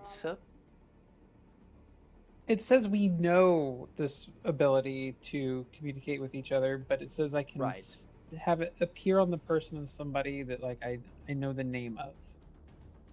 Oh, so like anyone, huh? Yeah. Interesting. That's incredible. You burn it up, woo, it disappears, and it's gone. You guys watch as your ally here writes a note down and then burns it, speaking Essek's name. It's gone. Okay, incredible. People in front of me just look at you sort of stunned and confused, like, what was that? What did she just do? Doesn't matter. Butcher it. Okay. Ken knows all about your house's plans now. They look stunned and shocked. No, damn it! They just grab their weapons. You'll pay for that, right? They got no other excuse. They got no other option here. They just gotta kill you, and then figure out what to do next. I'll say the second action, by the way, lighting a torch is just an item interaction here. You get that one for free. So, you still have an action, your second action. Oh, okay, then. Yeah, here we go. We'll start with the lady in front of me then.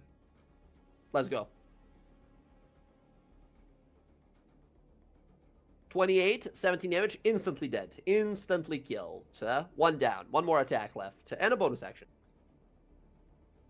We'll step here. Oh, let's see. Is the one diagonal to me, is she? You can totally hit her, but I will definitely gotta give her 3/4 cover. She's like around the corner of the wall. Oh, okay, then we'll go for this guy then. Big man, let's go. Got big old plate armor on him. Never fucking mind, that hits. Alright, that's gonna be 18 points of damage.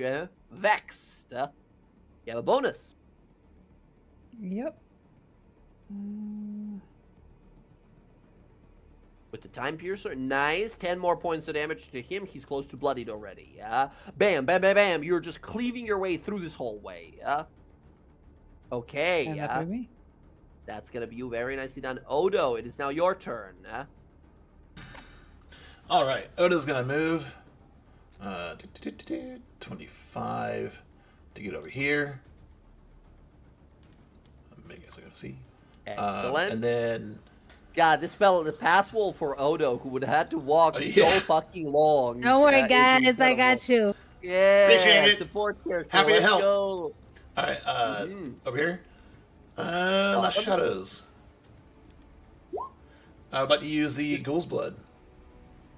Oh my God, Ghoul's Blood on this guy. Here's your con save. 15 is the number. 19. He succeeds. Brutal.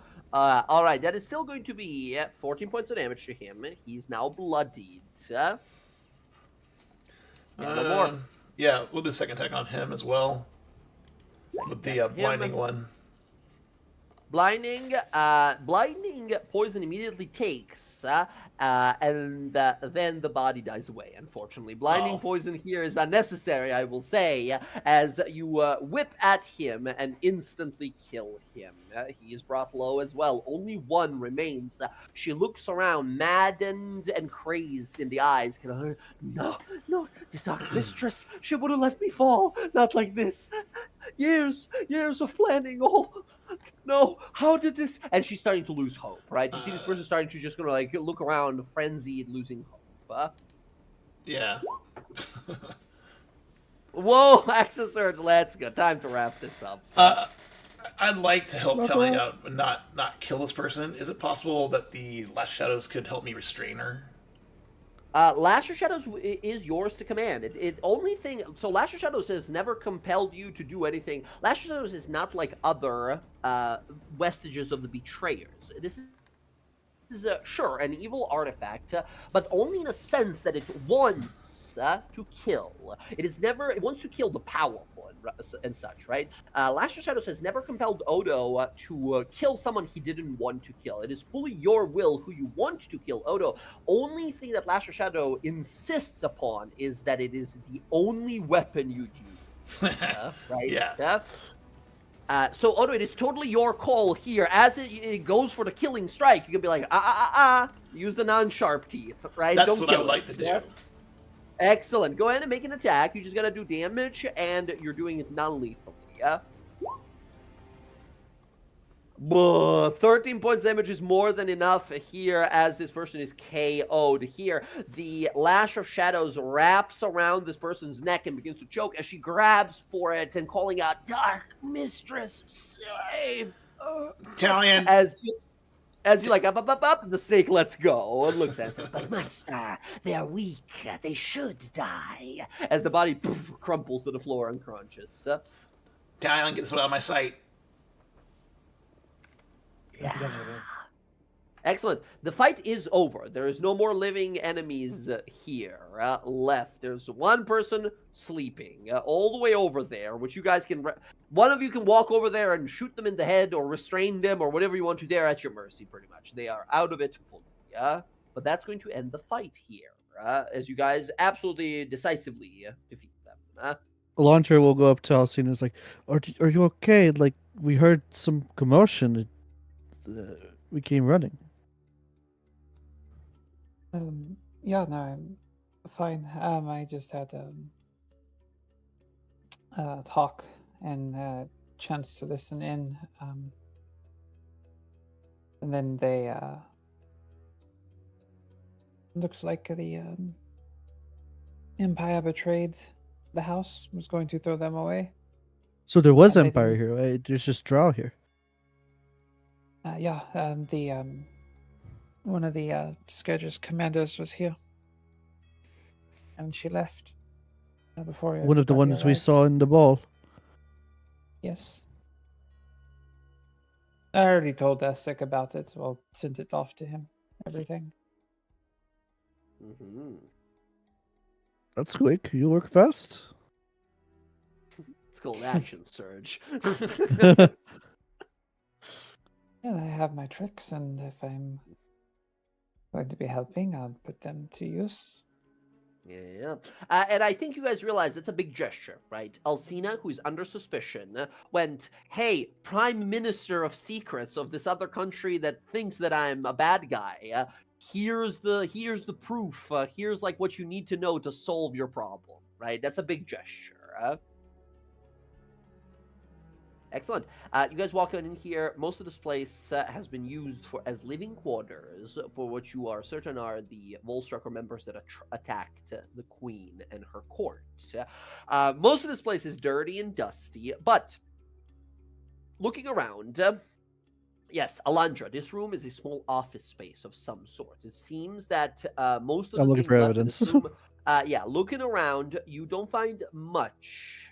All of these books, and I mean, you find a bunch, but you can't read it. It's nonsense words. A wizard as genius as yourself quickly realizes, I'm looking at a cipher. Whatever communication they use, they were writing in a secret language. Ciphers, of course, being secret sort of alphabets and languages made specifically for communicating in full subtlety and secrecy. Alandra, you can go ahead and give me a investigation roll to see if you can break this cipher and figure it out and figure out what it says. If you have the keen Okay. mind feature, you do this automatically. But I don't think I do not. let's go investigate. I will use my inspiration I was because gonna say on a 14 it says ship shorp you just can't read it. terrible, man. Okay. 16, you can't figure it out. It's a little above above your head at the moment.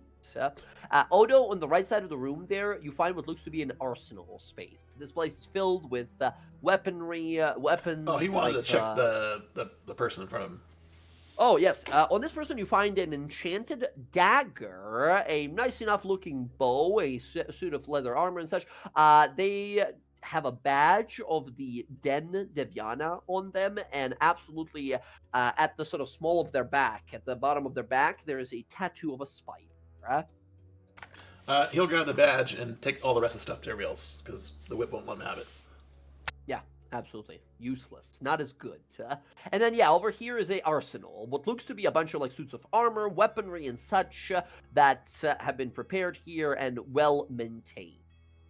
This place was probably used for something else before, but whoever stayed here for the longest time, these Ulstruckers, they made use of it as a little preparation room for their weaponry.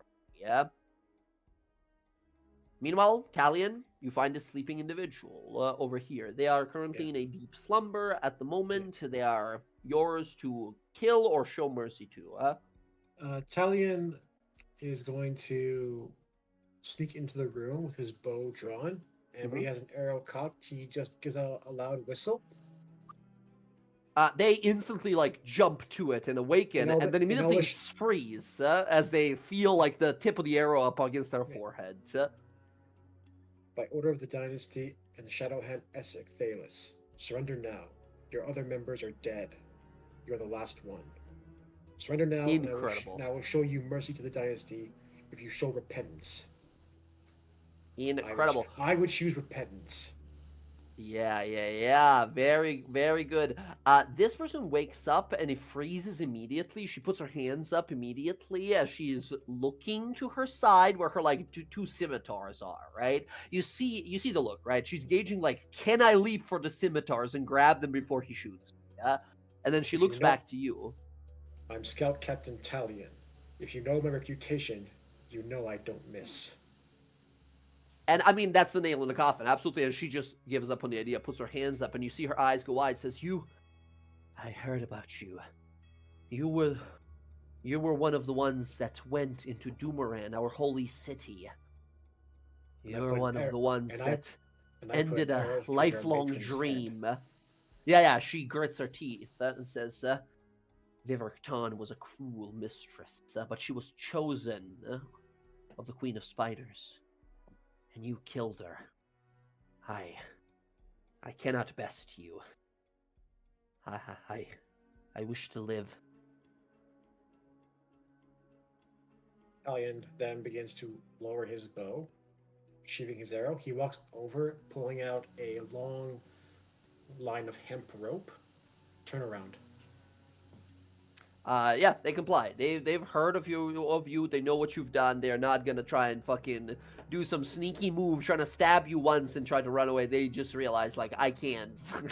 it's like I can't fight Goku. Goku walked up and arrested me. I can't fight Goku, right?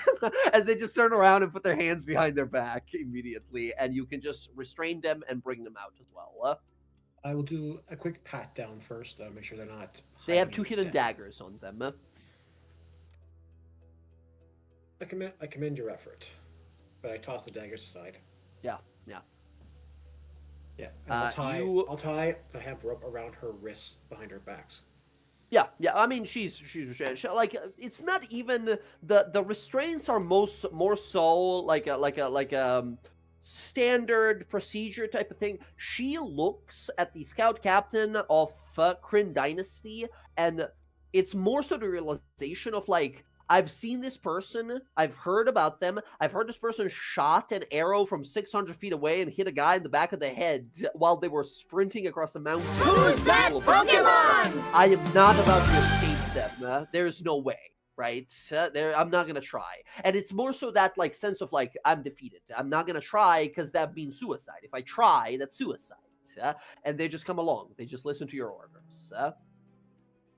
I'll drag them back to the main area in here. Excellent. They are brought back to the other one, who's also like knocked unconscious at the moment. You guys look around. As you inspect this place, only thing left here is this over here, sewer grate. You see that the grate has been pried open, and the sewage has been pretty much cleaned out. You see this captured individual kind of looks to you all as she's brought there. She looks at the passageways and kind of looks to you, expecting that you would be asking the question soon enough. And Talion, they say, that passageway leads back to the Deviana Manor. It leads back to our shrine.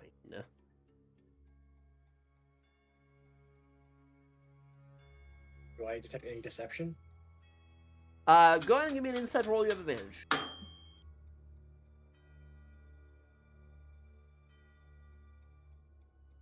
Oh. I'm using my inspiration.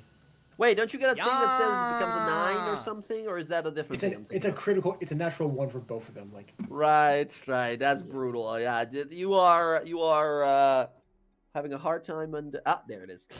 With a 24, yeah, you read no deception. You read defeat from this person. As they walk into this room and see all of their sort of conspirators slain and destroyed, you see a look of like, well, now I gotta survive. My only chance is life in prison, and I'll take that over death, right? And they look around, they see the rest of the heroes of Dynasty with you here, and they just say, what is the hardest thing for a child of malice, to a loath-sworn drow? They say, they speak the truth.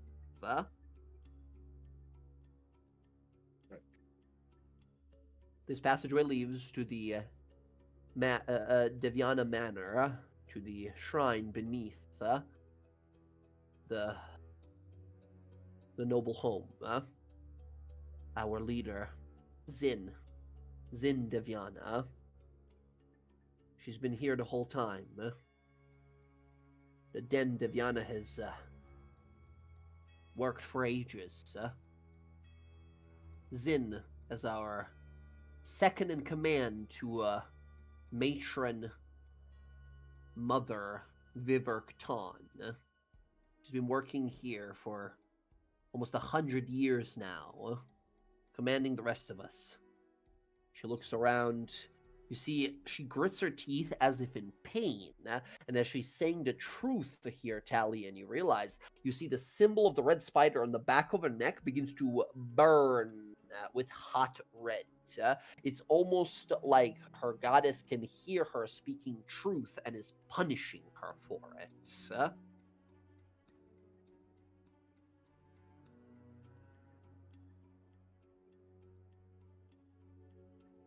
She looks around and says, Zin's been our leader this whole time. She was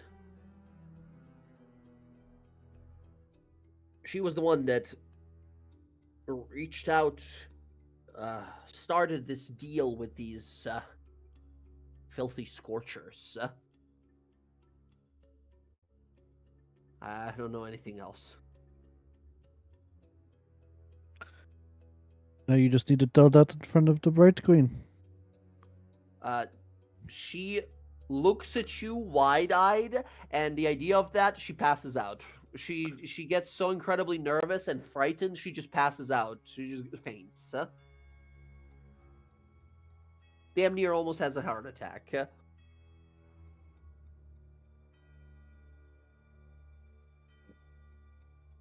You guys... I will gather as much evidence as I can, by the way, for in this room. Yeah, you grab a bunch of books that are all written in these ciphers, right? You have no idea what they say. You'll have to translate them some other time. But you guys realize here, okay, again, we have two options. Alcina sent out a message, said, hey, Shadowhand, these are the people you want. Message is out. I've sort of proven that I'm on your side here. You can head home, get some well-deserved rest. Or you can rush down that hallway and head straight to the manor of Den Deviana and see this task finished personally. Doubtlessly, members of Kryn Dynasty, soldiers and guardsmen are heading that way now, with the Shadow Hand being informed, right? Do you want to be there as well on the scene? Well, if they figure out that they're going that way, they'll probably try to escape this way. So we should probably head them off here. I mean, Essex pretty good at his job. He's not gonna just like parade an army right up to their front door. Totally your Maybe guys' we choice should here, hope. right? You have sent a message out, Alcina. You have sort of technically cleared yourself, right? By doing this, helping find out the real traitors and such. You guys can just be like, dust your hands off. All right, task is done and such. But I want to ask you specifically, Ayla, learning all of this, learning that these people are behind the reason why Varen, your betrothed, was taken. What does she want to do? She would want to go through that thing, but she doesn't know what's on that other side, right? Of course.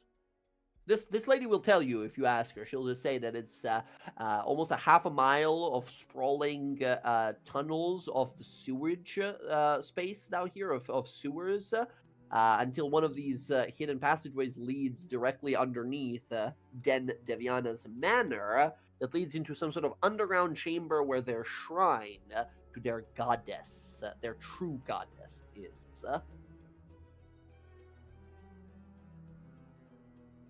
Sounds like a party. We shouldn't miss it. I'm not particularly keen on traveling to the sewer and getting sick. Mortality and all of that.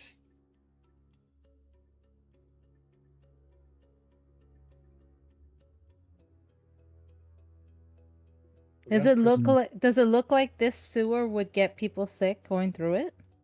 I mean, so the passageway beyond the grate here, like I mentioned, is cleared out. It is not vile and disgusting. That part has been actually, the part that they've traveled to get here has been cleared out.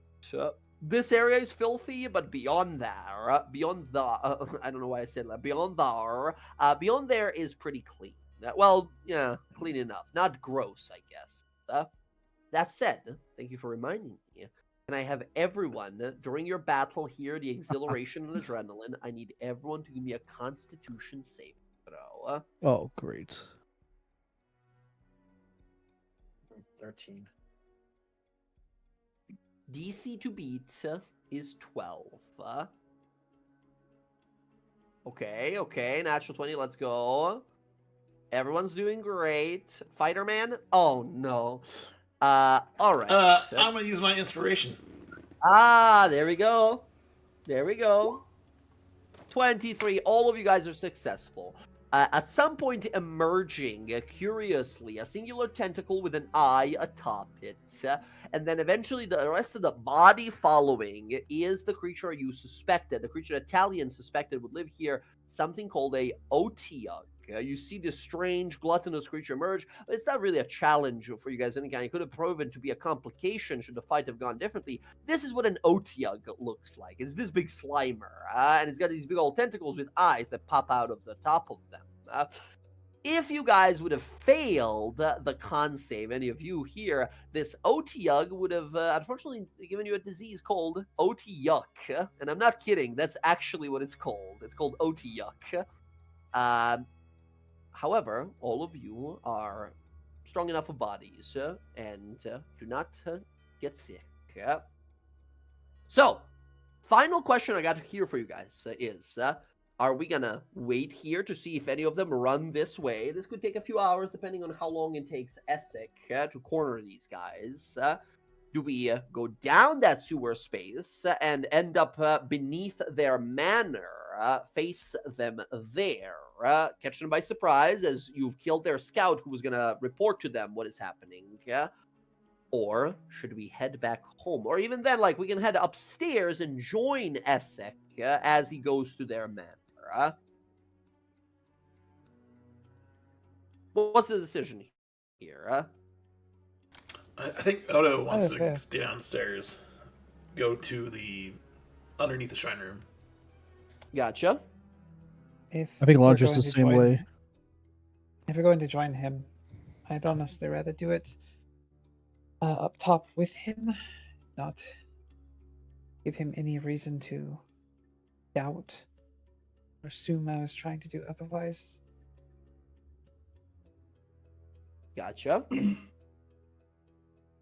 Ayla, Talion.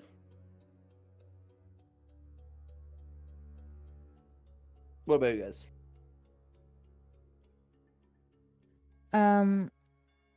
We're not really sure on how many people are in that place, correct? You don't know, but by the looks of it, they are like at the end of their rope, right? They put a lot of effort into this working, and then these Volstruckers said thanks, bye, right after they used them. So you don't imagine you'll be facing a grand force. As you sort of know, then Deviana is a small den. They might have a dozen or few dozens of guards and soldiers. Some of them might be able to cast spells, but definitely not many of them. You don't think this will be a major like battle should you decide to go to the house. This is pretty much for I'm asking here, do you want the honor of taking them down yourselves, or do you want to just let Essek and the dynasty take care of it? I mean, what I would like to do is try to close this off so that way they wouldn't be able to come through here. That's what I was thinking. Yeah. And that way we don't have to go through there. They'll be kind of Gotcha. locked into wherever they are. Is there any way to be able to do that? If you have any fire or acid-based spells, you can melt the grate and sort of kind of meld it together with the surrounding stone. Otherwise, if you have like a mending spell, you can repair the damage you've done to it. I do. I do have There you mending. go. That'll work, yeah, for sure. Mending, as well as I believe Talion has a specific spell that is meant for restoring something to its previous state. Yeah. Or I was thinking of, at times it was out loud, I could use oscillating chronology to That's what I meant. move the clock forward and degrade the structural integrity of the tunnel, collapsing it. Yeah, absolutely. You can collapse the tunnel entirely, is sort of closing it off. Very good. Excellent. Yeah, you guys can definitely seal this off. And when you head out, are we joining Essek and their forces in taking down Den Deviana, or are we going to head home and get some rest? It's been a long night. By the way, at this point, it's for the events of the night, after the evening and the party and everything, at this point, you guys have not slept yet. It's like 4 a.m. Here in Rossona, and you guys have went to a dinner. It went horribly wrong. You got detained for some time. You went investigating, got out into Ghostlands, into the sewers here. It's 4 a.m. You guys are pretty exhausted at this point, but the job's not 100% done yet. If we do the job, it might be a nice gesture for Essek to see Alcina working beside him. Yeah, I think it's again. Yep, I agree. Brownie points. Okay, so we're going upstairs and joining Essek, yes? Well, first Talion is going to spend to cast this spell ritually. I'll cast it however many times I need to collapse the tunnel. It'll take like 2 or 3 castings of it. Eventually the stone will crumble and fall in, causing like sort of like a chain reaction that just sort of collapses the whole tunnel. All right. Once I finish that, Talion will dust off his hands. You guys can take, I was gonna say, while you are doing this and after you've done this and such, and you guys go meet with Shadowhand, you guys can take another short rest here. Another short rest. I feel like this is just like slamming Red Bulls at this point. Yeah, which is crazy. Once again, 4 a.m. You are roughing it right now.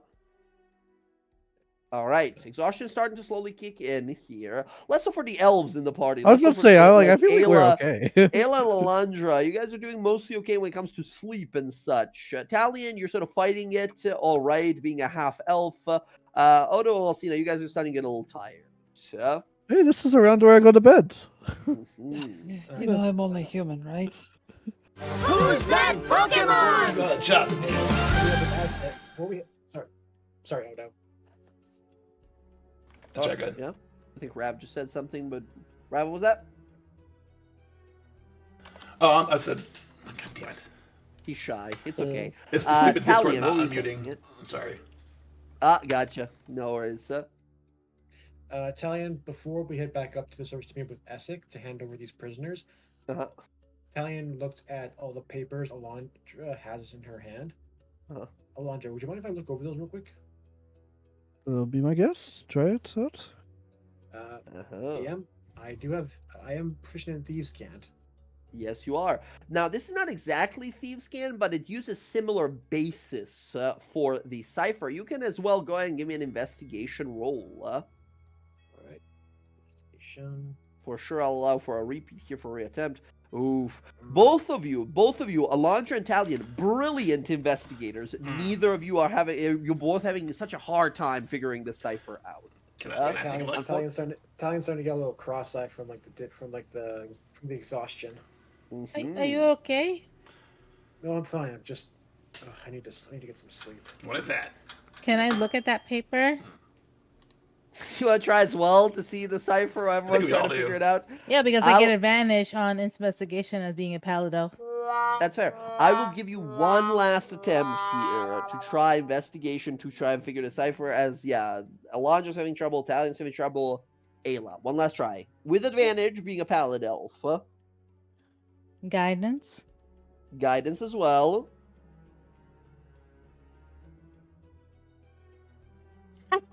20. Add that d4. 21. 21. You cannot figure the cipher out on Ooh. 21. Sorry. You do the best you can, right? Damn near the best you can to try and figure this out, and you realize like it's just nonsense. Like I can maybe make out some words, like you're doing a crossword puzzle. Sometimes it's making sense, but most of the time nothing is making sense. And so no one else can do it, right? This is a very complicated. This is Unfortunately, this is gonna be all the attempts we can try here. So maybe tomorrow we can do it. We're tired. It's already tomorrow. Right now is tomorrow. You guys have been doing too much adventuring. Tomorrow. Yeah, tomorrow. But yes, you guys. Oh yeah, sorry. Go ahead. On the way, going home. If we're gonna go home. I don't think you're going home. You're going topside, and you're gonna meeting go with top. Essek Okay. and his soldiers that are going to apprehend and disband Den Deviana. Maybe if it was something you wanted to do along the way. Oh no! On the way home, I wanted to stop at Varen's house to talk to his mom. Okay. Yeah, they stay. It's still chaos. It's still panic. Well, they're probably not even home yet, right? They're probably still at the palace, figuring out what's going on and such. This has all happened a few hours ago. It's still very chaotic. You guys are like the response team. You guys will go, and in the streets of Rosona, you will meet with Shadowhand next session. The next session, we're gonna go put an end to this Den Deviana that has apparently been a bunch of Lolth worshippers in disguise, working to put screws to the people we've learned to like and became members of their kingdom, gain great titles, and help them fight against a jealous, malicious old enemy, a festering wound that we've healed. It seems has started to fester again.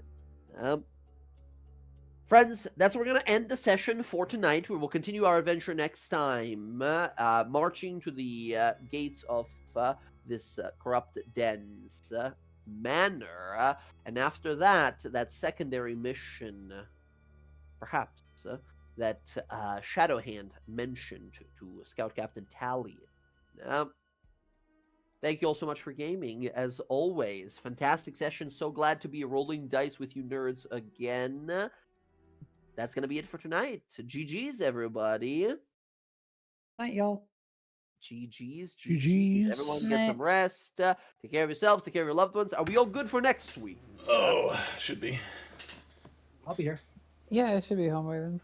Gotcha. Zach, Jen? I think so. Okay. Yeah. It's just Yeah, the third week of May. Right. I'm gonna be out. Yeah, you mentioned third week of May for you. Yeah, and then I'm going to Greece for like 2 weeks as well or Nice. something. 2 weeks. Yeah. Hell yeah. Hey, you'll be in my sort of neck of the woods. Yeah, Not that far. That's like a 4-hour drive away or something, I think. Hey, make sure you're blasting epically musical on your way there. Awesome musical. Hell yeah. I love it too. But I was listening to it as it was coming out, but I haven't listened to. I listened to up to the Underworld. That's what was out when I listened to it. So I need to listen to the hearing rest. about it. I keep hearing Fight about it Little from my Wolf is, wife. like, She's my super favorite. into it. It is The what is? astounding. Fight Little Epic Wolf. musical. Oh man, I love it all so far. Like I said, it's been so good, and I'm a huge fan of musicals. So, Same here. yeah, Perfect match. All right, everyone, I'm gonna hop out. Thank you for gaming. Take care of yourselves and your loved ones, and good night from me. Peace out, everyone. Have a good night, everybody. Later. Peace. Bye. Okay, everyone, thanks for hanging out. That was our Wildemount campaign. That was interesting. A lot of stuff going on. There's not a couple here. Probably gonna end stream. I'm gonna try and back on Saturday night. I have to work this weekend, but maybe Saturday night I'll try and do some rivals or maybe something I haven't done in a long time. We'll see. I'll catch you guys next time. Have a lovely Friday. Peace.